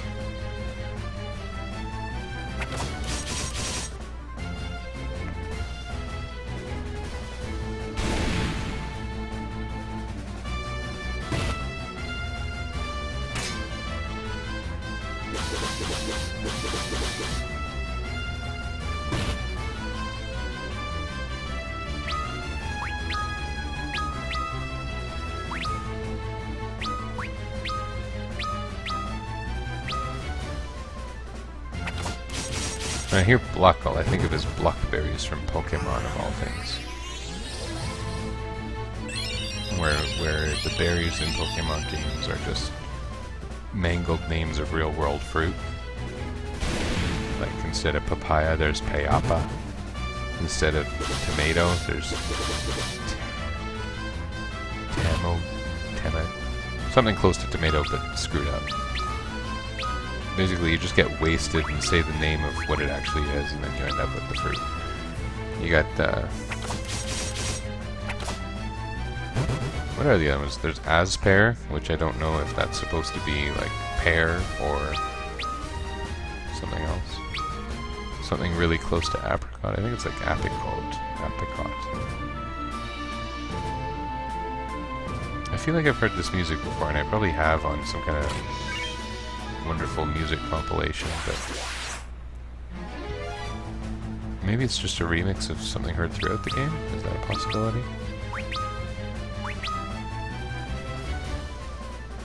This guy went down in 2 turns with good physical attacks, I believe. Uh-oh.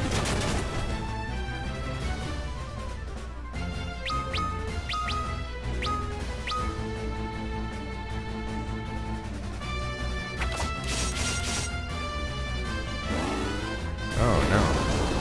Griffia's probably dead. Oh, I didn't expect Ingus to be dead also.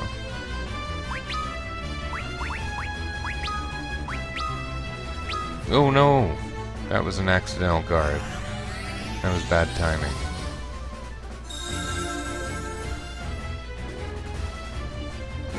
Oh, that was stupid.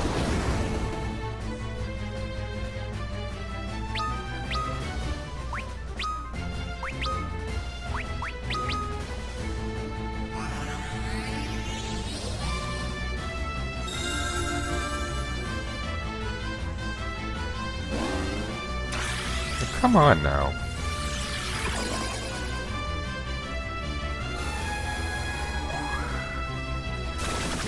You end up with one fight that's just irritating.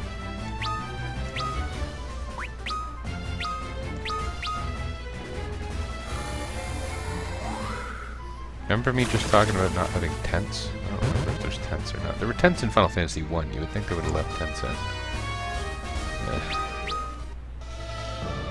Because, like, how do I get back to the airship? Well, I don't wanna.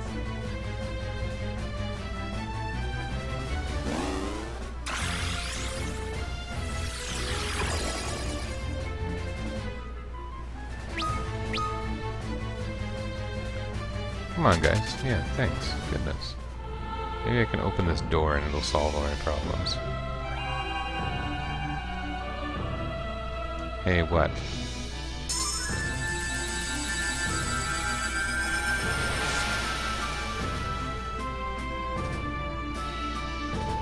Yune's key. We're almost there. Everyone be strong.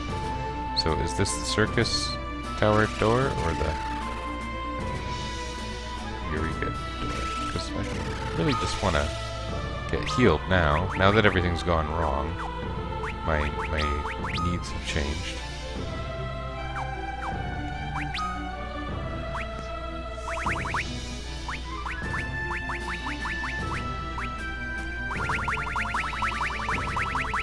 Just making sure there's not some random part of the item list where there's tents that I've missed. I hate to use Phoenix Downs.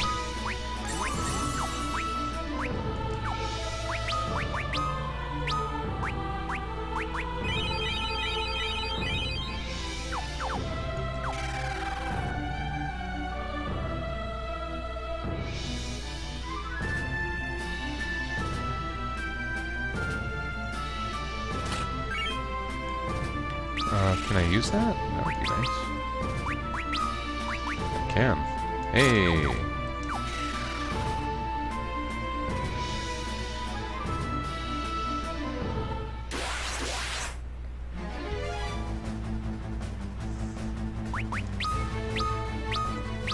I would like to run until I figure out some kind of safety plan.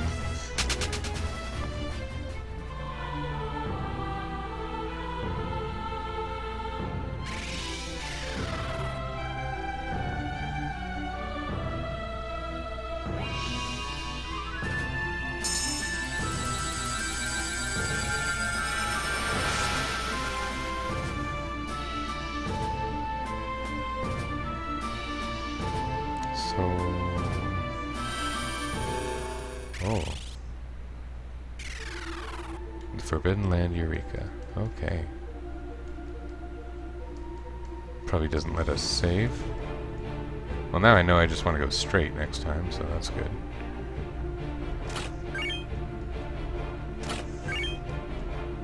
What is White Musk? I keep getting those and I'm not really paying attention to my magic consumables. Light damage. So we're talking about the holy spell, I guess.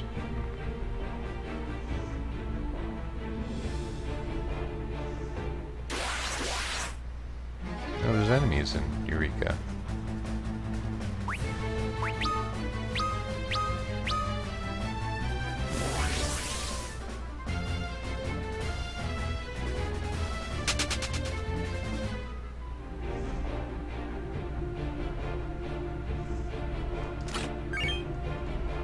Kumagarb again.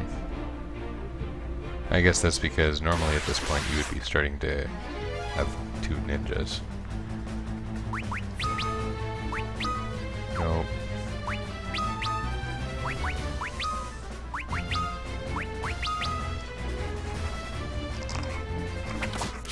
I feel like, you know, a lone gargoyle-like guy who doesn't look like a palette swap of a boss, I should be able to take out. Oh, easily. That's strange. That's a lot easier than, like, even those Bluck enemies. And he was alone. Maybe just because you're supposed to go to Eureka first. So here I'm supposed to fight a lot of bosses and get a lot of good stuff, right?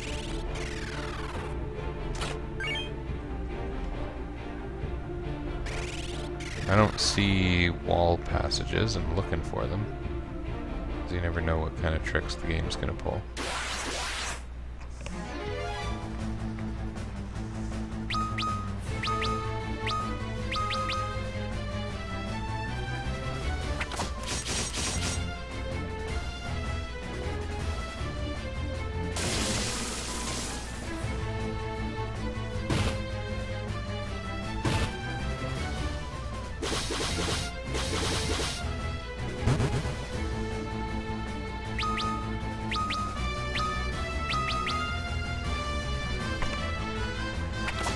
They're not the most strategic battles ever, that's for sure.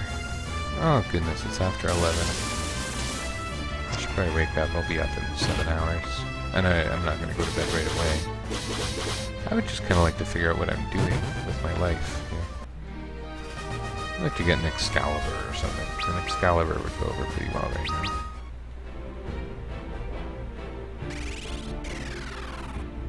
This place is big. Well, that's not an Excalibur. Let's try again.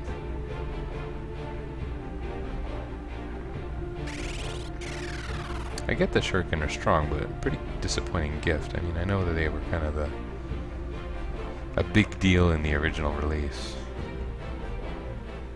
This place is not... I don't have a sense of where I'm going.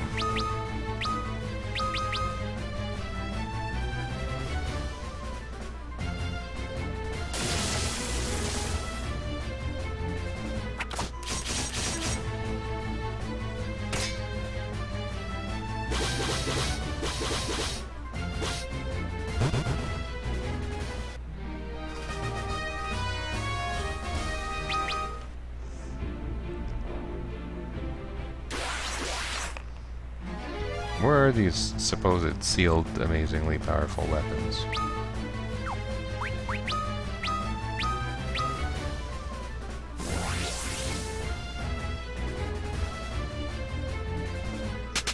That flee command seems to be pretty crappy.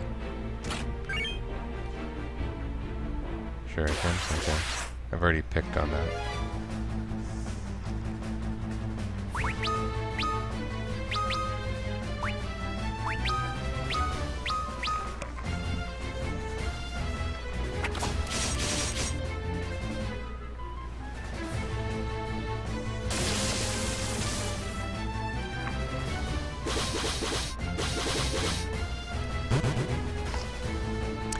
They're pretty magic resistant, or at least lightning resistant.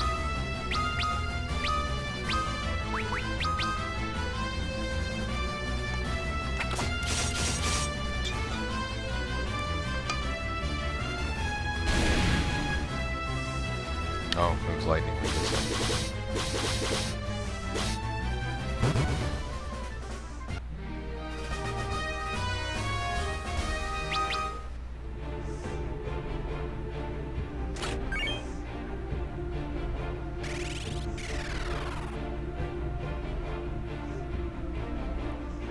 Excalibur. Where are all the Excaliburs at? Here's some. A throwing weapon?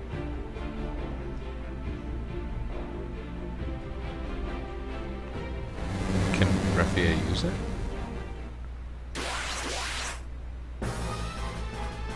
Hey, it's this guy.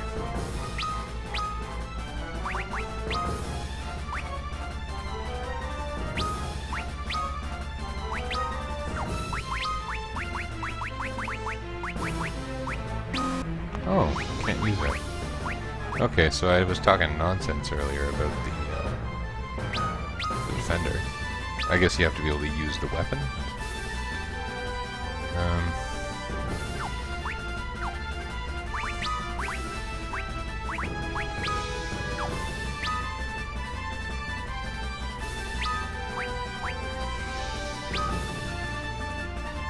Maybe I shouldn't be using that here.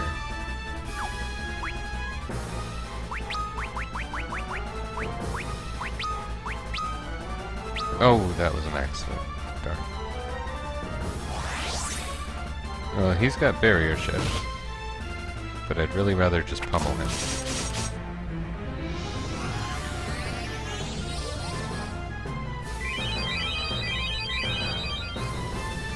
We have bio. We can use bio.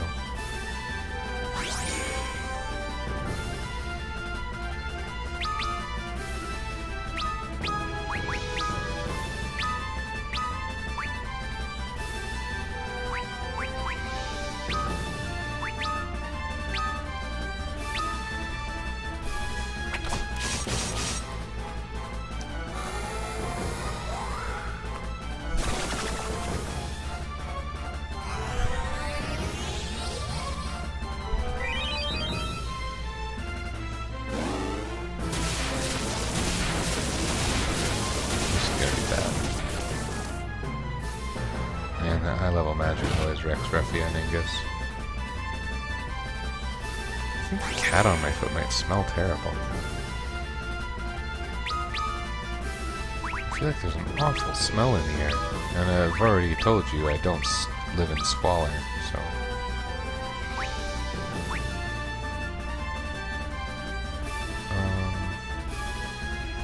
Worth it or no?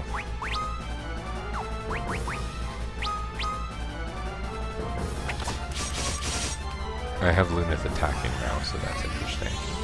We'll see if he does, you know, 1 or 0.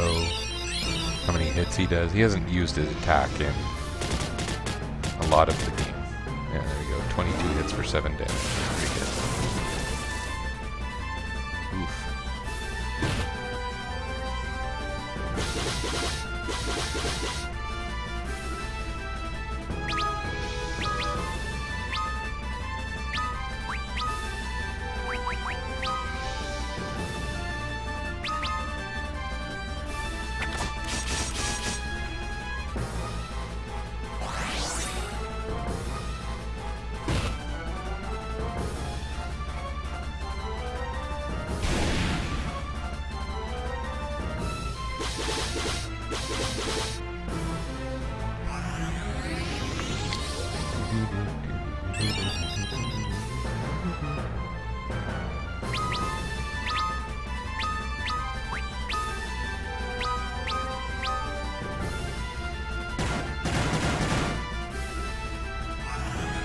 How much HP can this guy possibly have? He's not a real boss.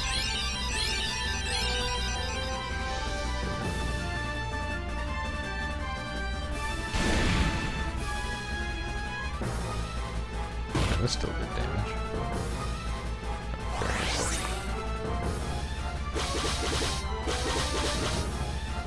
I think I'm glad I used Protect.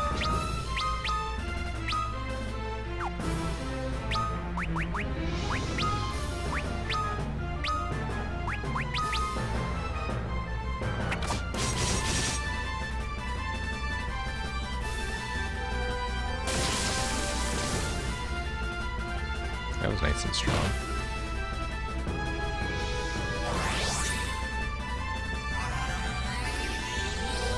Yeah, he's still kind of resistant to physicals, but not like Hein.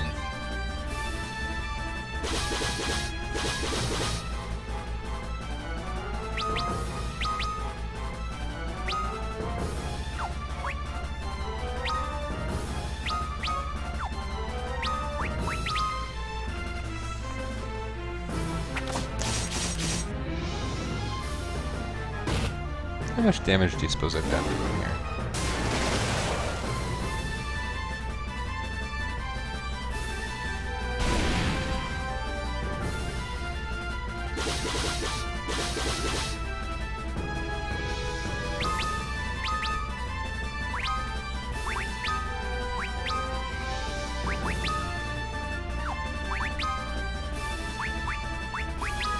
Well, the fire up wasn't actually very strong in the last round, but 1,000 damage, whatever. It's just a slower fight than normal, but it's not going terribly. I could have a pretty unlucky knockout pretty quickly based on the single target spell damage we're seeing.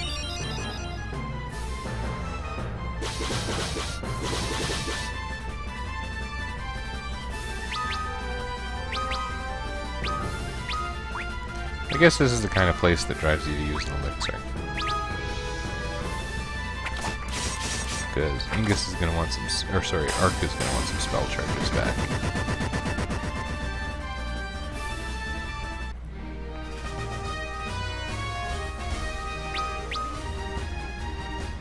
You better believe you got job levels. And now we have a Moonring Blade. It's no Excalibur.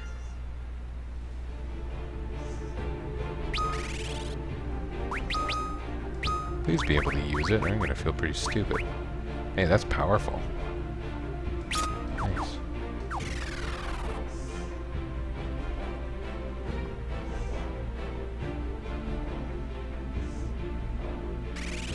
Does this thing just go on forever?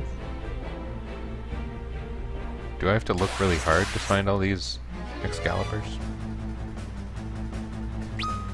Which, by the way, I'm going to continue to insist are plural.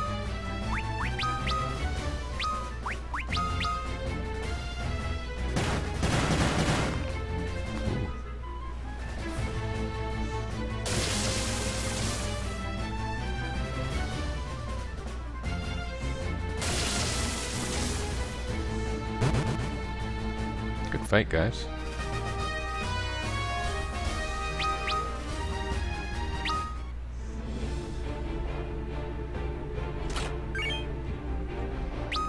Omni Rod.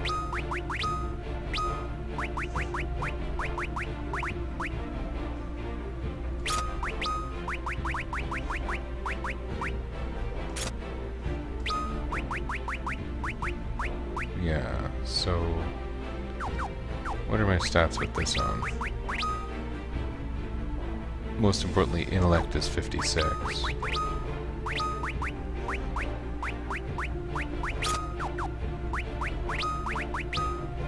Okay. So he doesn't have to have the rods on to use the rods, so we wanted to have high int. And so this is great.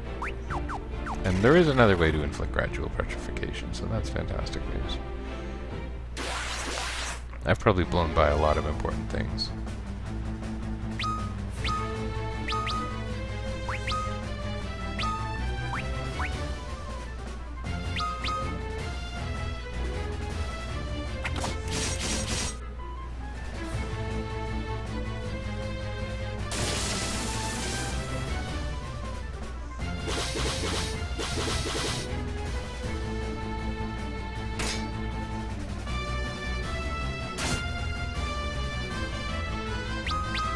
The Ancient's Maze was not a maze.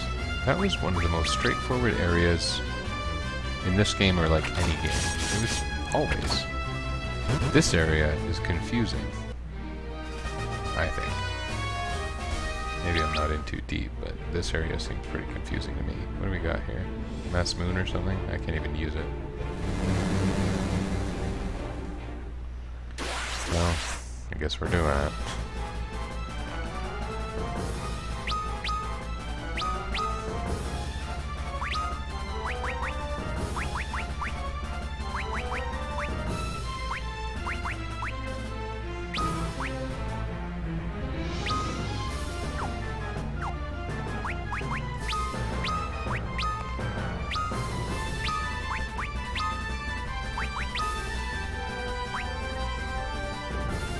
Did I get my spell charges back after that fight? Seriously?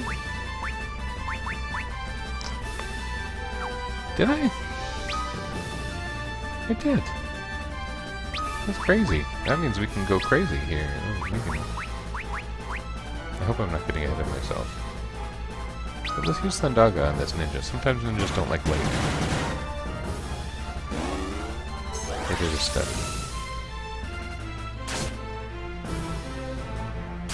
Okay, I think I need to use slow on her.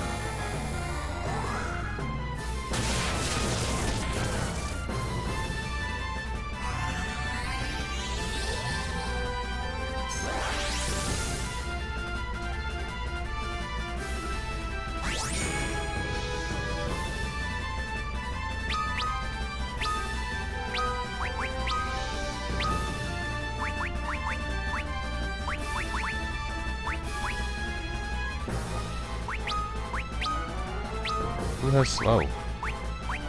Is there slow? Dude, you can use haste in this game, but not slow? There's a drag. Ah, so you do this. I'm gonna use a useful, non-direct damage spell. Oh, it's not that useful. Okay. Aeroga at least isn't that strong when I use it. Not that strong when she uses it either. Perfect. Jeez Louise, that's too many attacks. She took 3 actions that turn. When do I start getting extra actions? Oh, that was kind of a weird side effect, but it was useful.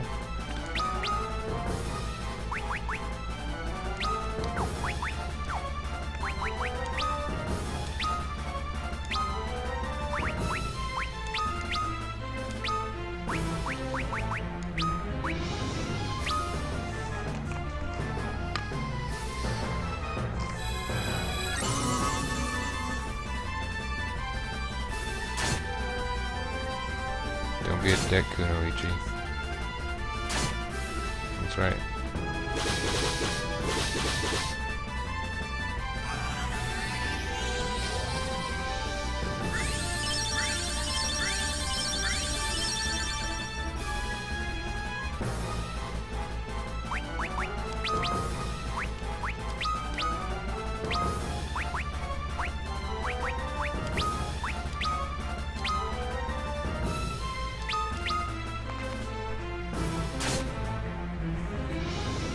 I don't like that haste spell on her. That still needs to go away for sure.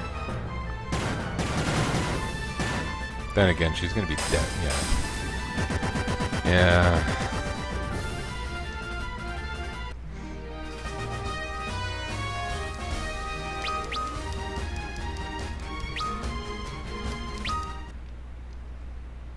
Mass Moon is nice to have, but I will never have a use for it.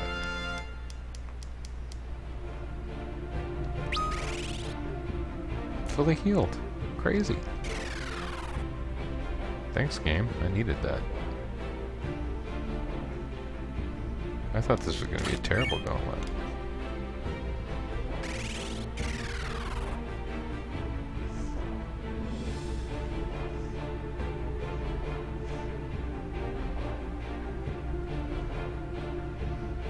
How are you supposed to know where you're going here? Next time I might use a map and I won't be ashamed.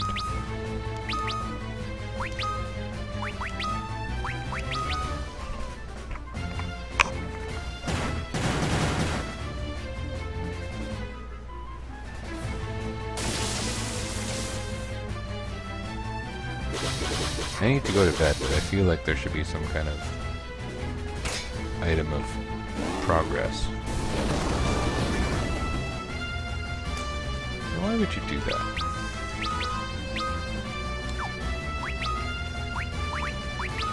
What I really want is a high-level sword. And then I'll leave, I'll go do my Legendary Smith stuff, maybe. Although, you know, getting a free heal after the boss is here, that's kind of a nice way to develop.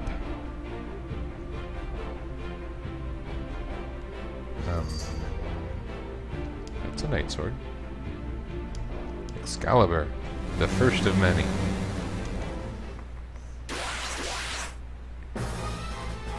Ooh, look at this guy. He's intense. He looks like he wants to hit my mages.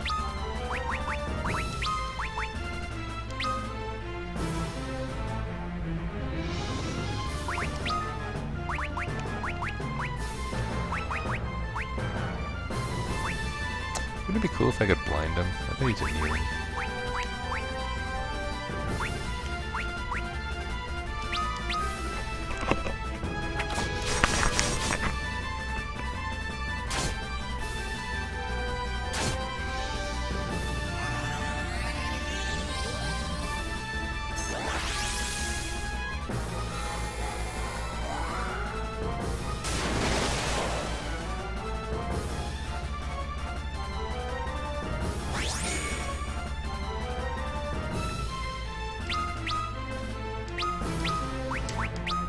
Here I'm going to try not healing Refia this turn. With the intent being, Ingus is going to cover her. Because I think this guy's only going to use physicals. Oh. And then I'm going to do a big heal on this turn.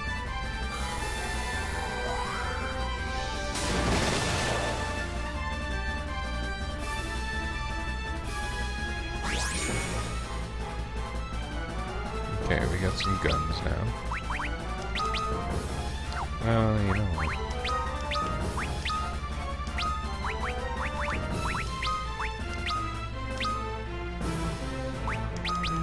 I wasn't actually paying much attention to my Faraga damage, so I don't know if maybe it was pretty good. That was a good plan, what I had there. These purely physical enemies aren't making much trouble for me. The magical enemies certainly are.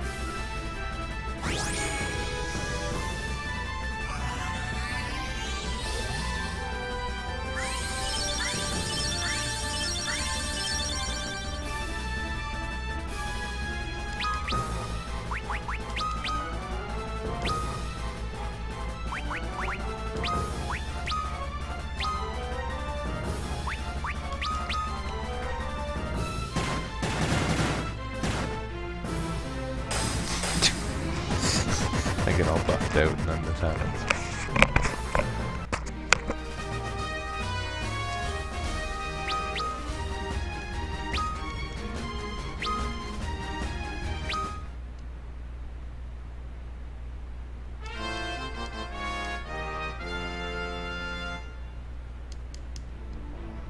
That's nice to have. Just a few more Excaliburs to go.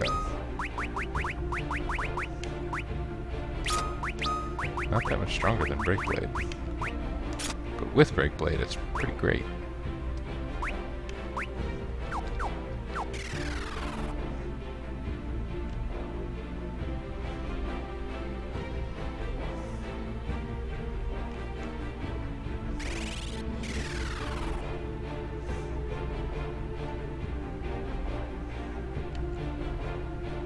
What is this? A hammer? Oh, a staff.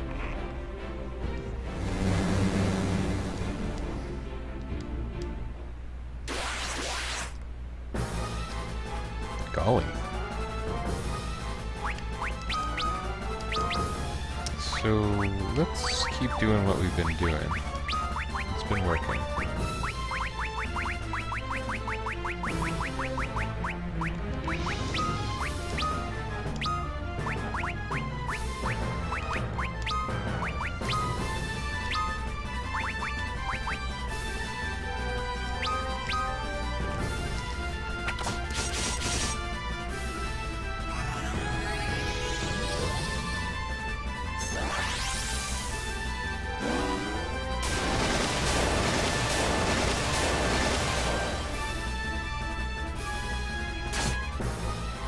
Oh.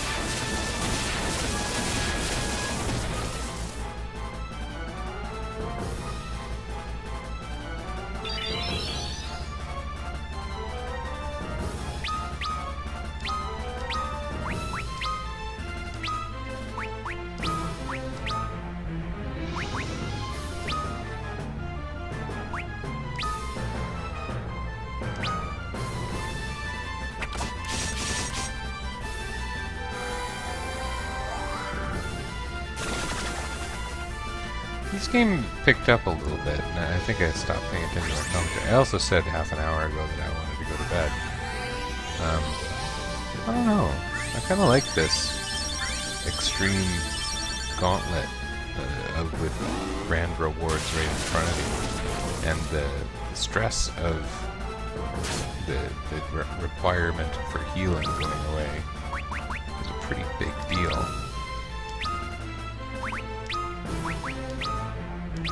It just suddenly started feeling good.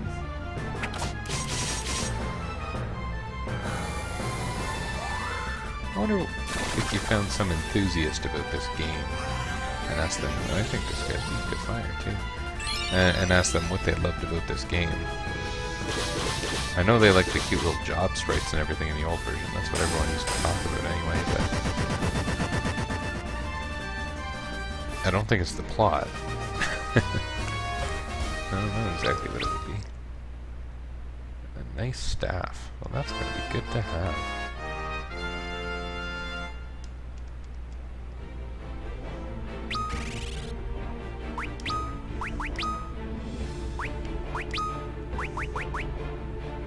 Cascura. That's going to be good. Okay, golem stuff. My mind is 51.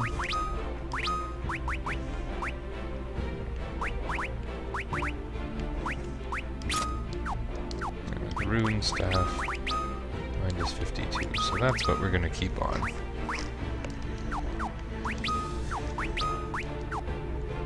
big difference there. And free Cura. That's cool.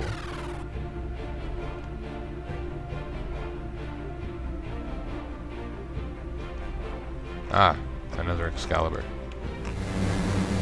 I think we haven't got everything, but definitely a few things of importance. This guy looks fun. I love how faithful they were to the old sprites.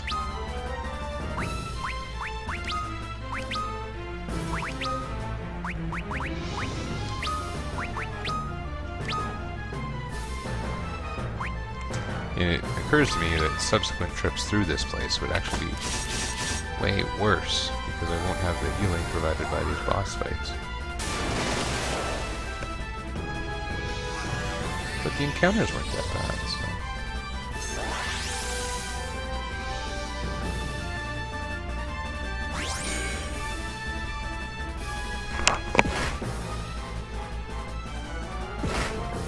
This guy's slow.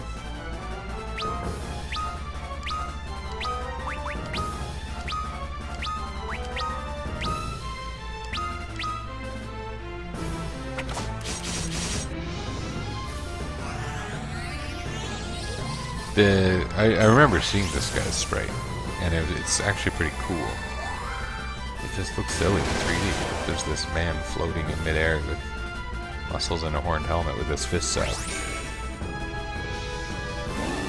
Are we supposed to be taking you seriously, sir?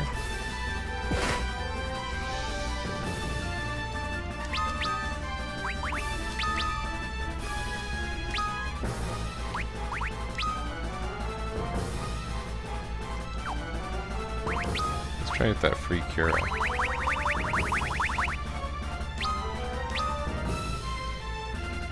And you probably do nothing, because you just cast Reflect, and I'm going to pay attention to that.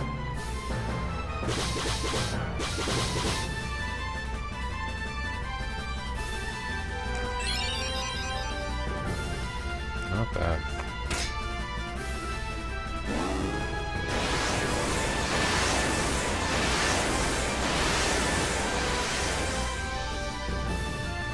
Goodness.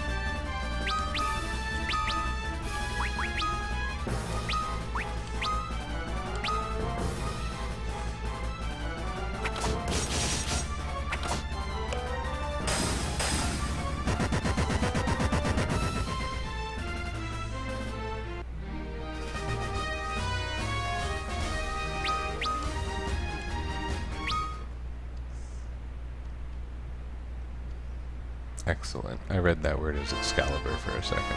Excalibur! The light within you is strong. Wield the demon blade. Okay, I should probably check for other weapons. Or otherwise wonderful things. These things give pretty good stat boosts too, if I recall correctly.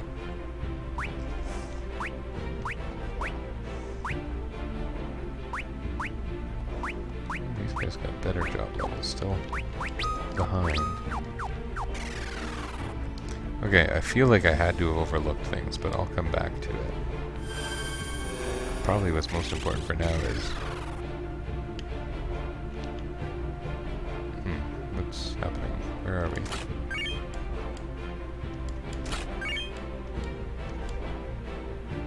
Oh. Goodness. Well, I can't use any of this. Forget it.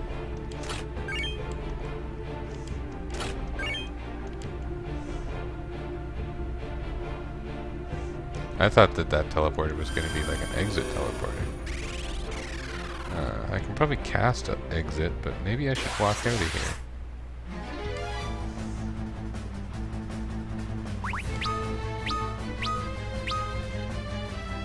That Elder staff looks terrible.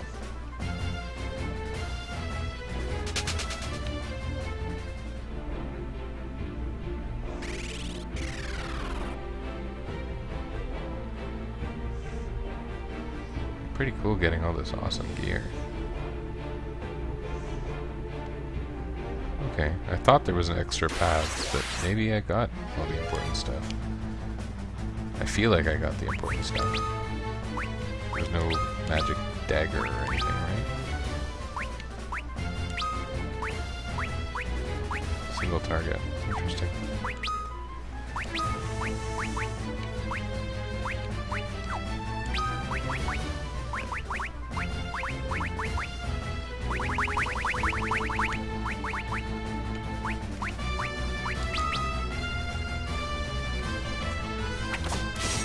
We probably all got way better just now.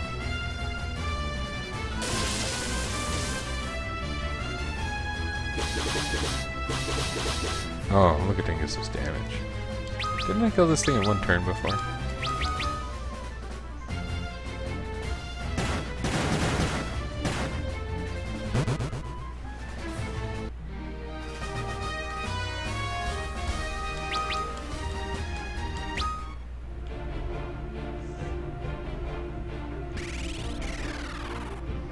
Okay, logging back a little more carefully. I got the things here. Maybe this was just it, and I'm overthinking things, but you know, it's an endgame-ish dungeon. I just really don't want to miss something important.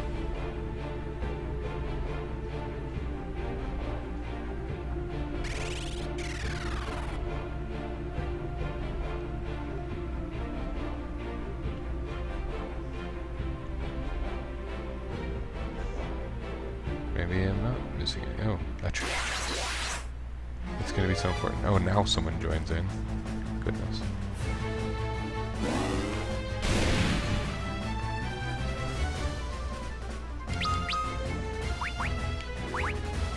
It's a back attack, but you know, we just got so much stronger, we're gonna do it anyway.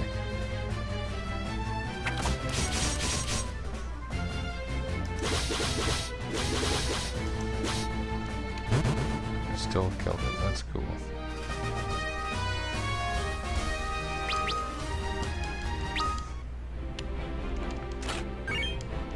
I was kind of thinking it would be a shuriken and I would end up regretting going back for it.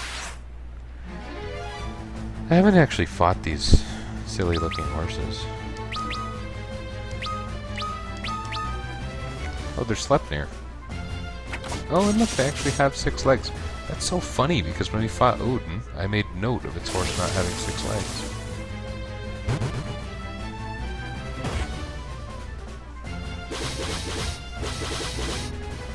So in a way, that makes up for the game's lack of horse-based accuracy.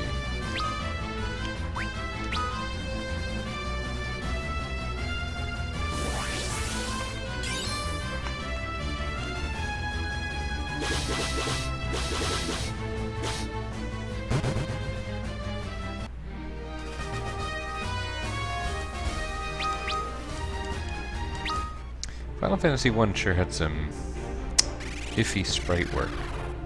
And I mean, it's partly because they tried to stick close to the Amano artwork. But like, some of them looked wonderful and some of them really... Oh yeah, it was here, yeah. Some of them really didn't. And one of the ones that looked pretty good was the horse one. And there were only 2 horse enemies in the game. Oops, that was an accident. There was Mad Pony and there was Nightmare. Mad Pony, I like that name. You could have stood to make more use of it. Horses, I don't know. In these old school games that were mostly adapting pen and paper role-playing games, you'd think there would be a lot of horses. And it's interesting that in this game there kind of are. I mean, there's a couple horses. You got the Odin battle.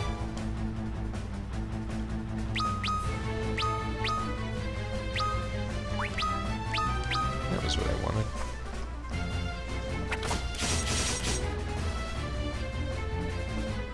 It feels good having all this equipment. And we don't even have our ultimate weapon yet. Or our legendary smith gear. I'll do that at the start of the next section. For now I want to complete this area, warp out of here and be done. And save, because I've fought, what, like 5 bosses? Oh, this will be a good room. That's a holy spell, that's a flare spell, that's a Phoenix Down. And Phoenix Downs being limited, always welcome.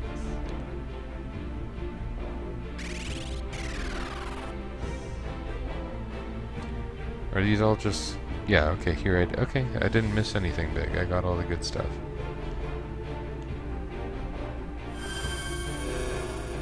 So, I think I can just walk out of here, right? I mean, I could cast the teleport spell, but I do want to be aware of the geography. I bet there's something good over here. I mean, I'd hate to lose now, but on the other side of the tower, there were goodies.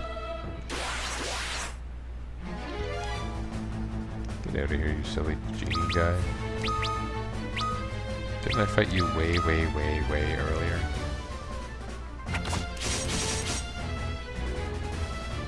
I like that his chest hair actually appears. It's a nice sign. Nice touch. Look how pixely those pants are. I would actually like to have pants like that with big pixel marks. In the time of the marketability of nerd culture, that would actually be pretty cool.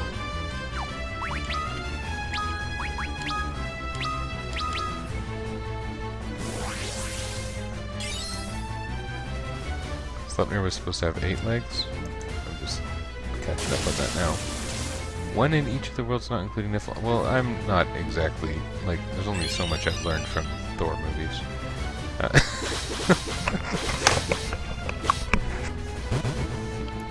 I remember I know Sleipnir from games. Sometimes Sleipnir's accurate in the Final Fantasy games. Like, you get a good look at it in FF7.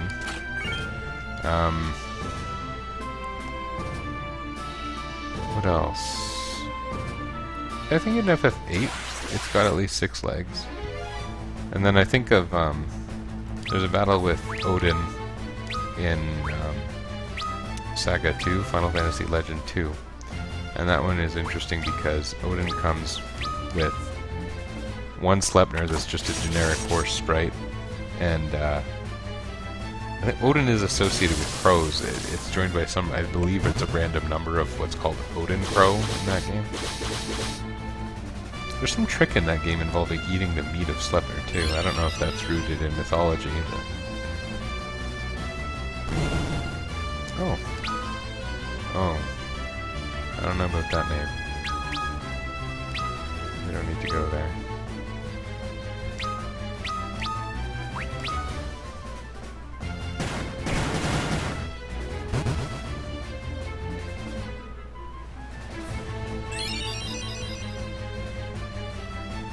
Free Cura, that is the first curing staff I've had the entire game. I mean, I guess it is the first one. There's a nice early heal staff in Final Fantasy IV. I find things like that very helpful. I love the wood cane in Phantasy Star 4. Look at all these things, you know. You know what's funny? Now that I think about it, that Moonin thing. Someone made a reference to that in a D&D campaign I was running a while ago. I remember it. I don't know if I'm pronouncing it right, but Moonin.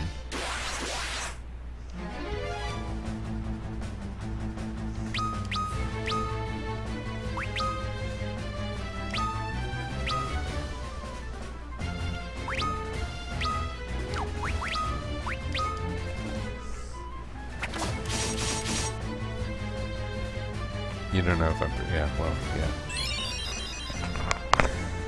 It's interesting. There was, where did I read it? I think it might have been like an XKCD comic or something, because, you know, sometimes they're not really comics. But one of them was about you should probably stop picking on people that can't pronounce words, because that tends to mean that they learned that word by reading, and they should feel good about that.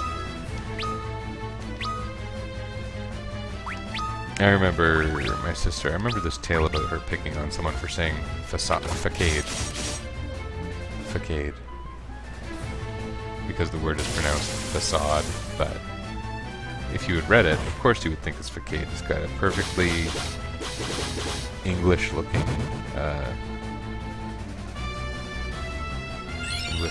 what am I trying to say? It seems like it should be an English word pronounced facade, because you're used to words like arcade. And, I don't know what else. What have I heard people mispronounce that I'm thinking of? There's one of those recently. One of my students said something terribly wrong, and all I said was, that means they read it. That's to their credit. Yeah, I wasn't trying to be poetic or anything when I said that. Okay, I think I'm almost done getting all the chests on the first floor here. We're gonna get out of here. We're not gonna die on the way because that was a lot of play and a lot of bosses. Uh-oh, this thing's gonna kill me.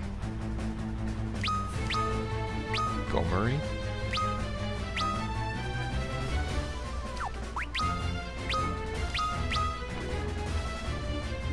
Don't kill me, this thing.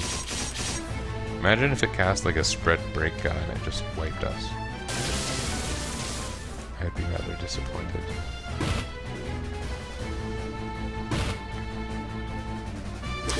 Yes, the remade version of this game is still allergic to letting you save, which is to say there's no such thing as a save point, and there's no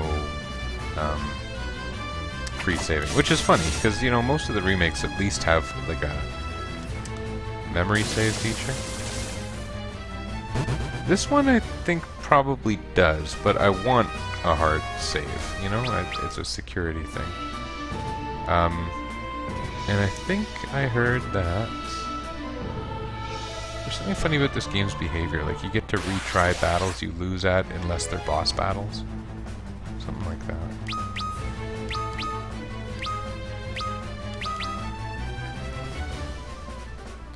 I've had party wipes in this game, haven't I?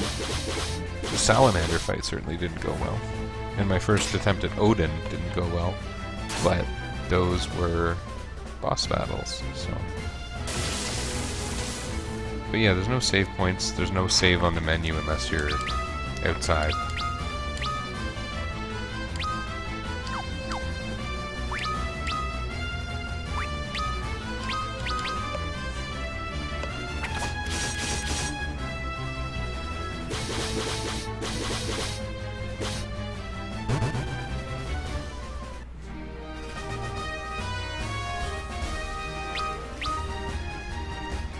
Job levels. He's at 66. These guys are 77, 78. I would really love to get them to 99. My next session might be a little bit grindy. I'd like to get all that Legendary Smith equipment. Possibly ignoring Ingus. Maybe I should do it against splitting enemies. Oh no, that won't make any sense because you have to end the battle at some point to get the job experience. I have to go through the ancient maze just to get back to wherever I feel like going?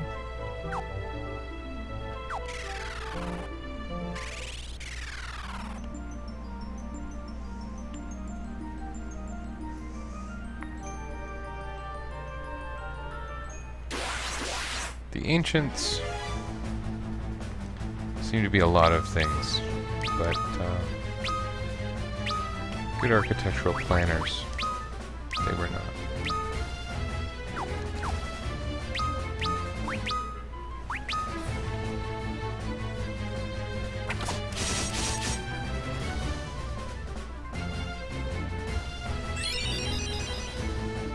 I didn't fight one of these guys on the way in. I didn't find the behemoths I fought earlier in the game very scary.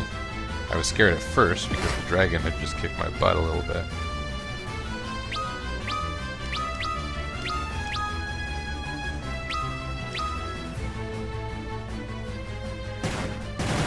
You had to do the whole stupid thing in one shot. Yeah, I think that's still the case.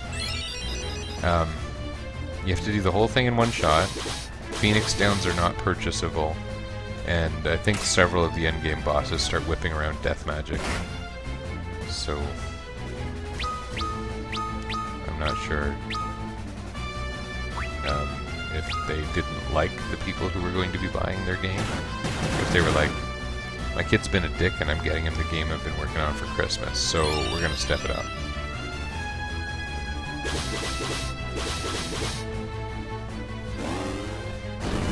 Oh!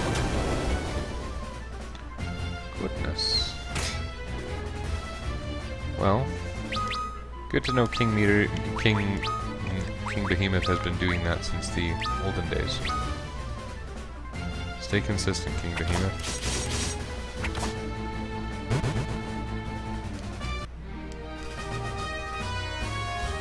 I really hate when he does his finishing move in Final Fantasy X.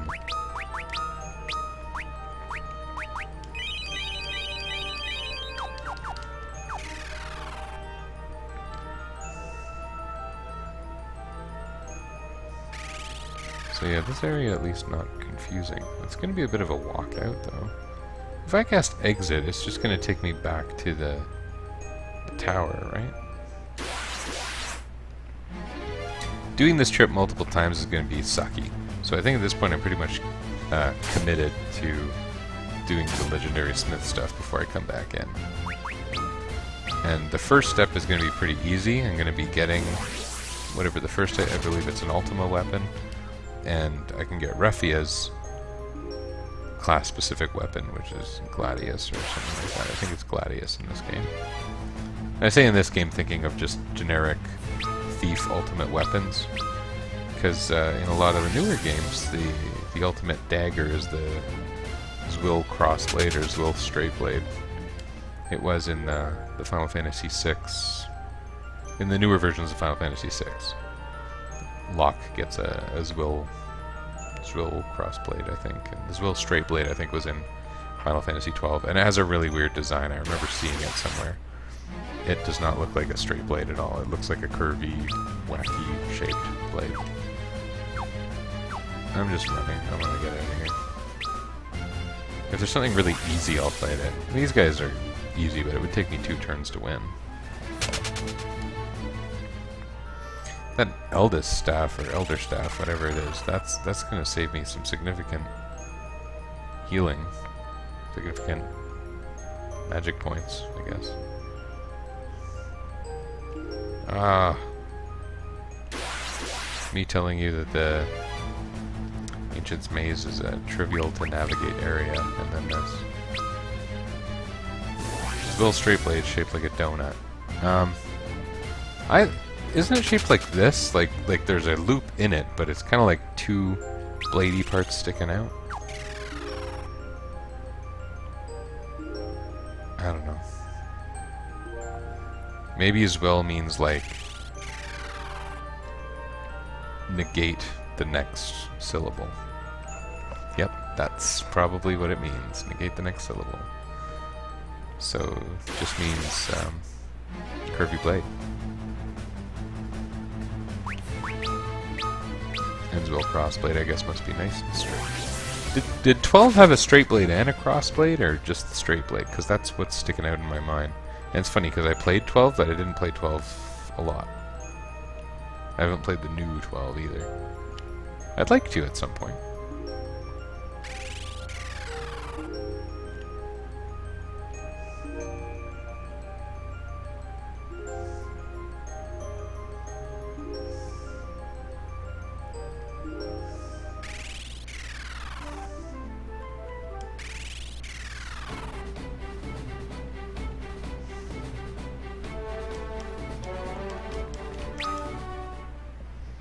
Okay.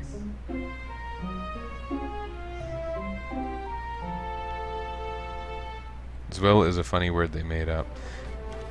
Okay. See, some people do well with not having immediate answers, like me. But you had to go and look up what Zwill meant right away. Where did that first appear? You know where it first appeared is, I think, in mistranslation. Because some of the things, that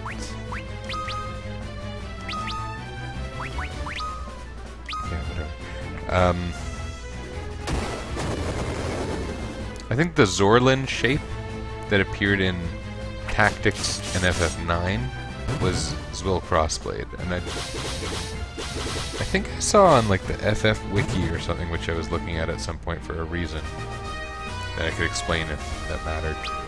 I think it shows that that was the actual name of it. Like, Zorlin shape is actually how it's translated. I don't know. Maybe they just use those 2 names interchangeably.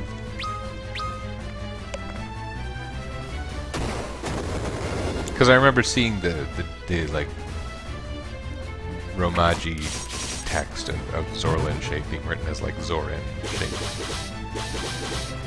But if you were to play Final Fantasy Tactics, the newer versions, War of the Lions, basically, I believe that the weapon that was called Zorlin shape in the original release is now a Zwill crossblade.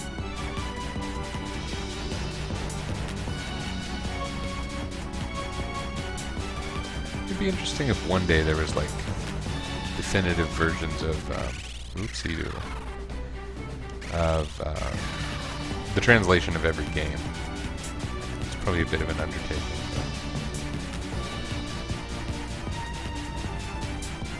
Where am I going? I wanted to go to Falgobard.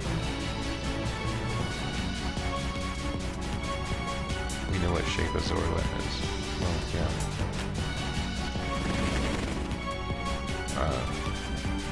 Donut? Donut shape?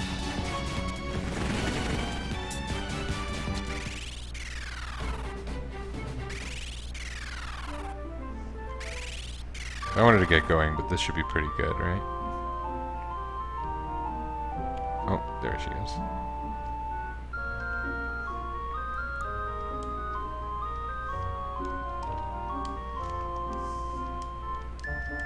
Do as you wish. Very formal. Very formal. It would be comic. They could have had a good time with this, you know? He's all formal, and then they'd say, like, please tell me your name, sir. And he'd say, Ingus. And they'd say, pardon me, did you say Dingus? And they'd play it really straight. It'd be quite comical. Missed opportunities.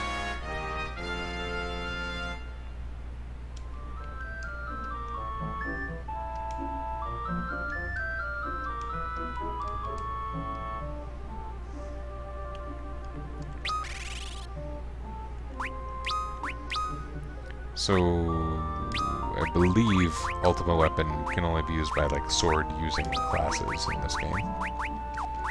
And I believe it's really good. I shouldn't be too surprised.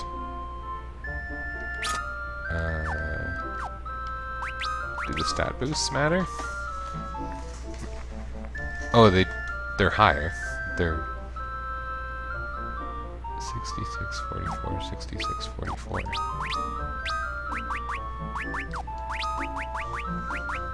There's no question I want Ultima Weapon, so let's compare these two. 6644, 6644. Okay, so use the one with the higher power.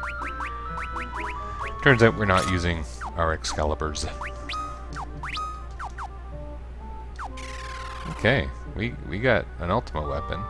This also opens up all of the other Legendary Smith stuff, which we'll get to next time I play, because I want to go to bed. That's fun, though. That's good. And we're really near the end of this, so yeah, I'll be able to move on to something else. Like I said, probably not that Final Fantasy IV thing I was thinking of doing, but I'll probably do this like slight hack to FF6 to make it work with this challenge. I've got ideas for that. Or I could just probably play Final Fantasy Tactics straight.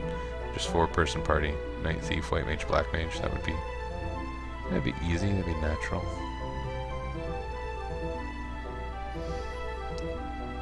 What'll get weird is if I want to do Tactics Advanced, because the closest thing they have to a Knight is a Mog Knight. That's kind of distinct, right? I sure gained a lot of levels in the last little while. The experience curve seems to have taken a bit of a jump. It's nice, though.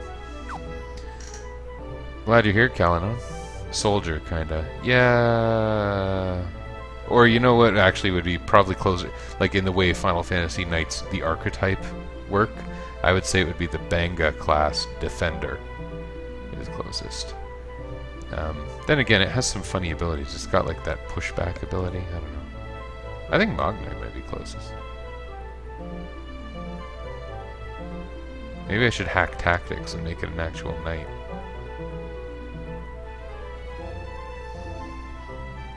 That's a thing for another time. Anyway, thanks for joining in eventually and commenting, but I am going to go to bed. happens that makes sense. Is there someone good to host right now? Seems like the people who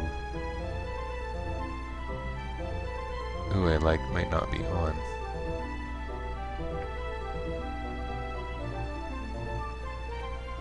Not playing anyway. Yeah, good night. Maybe I'll see you some other time.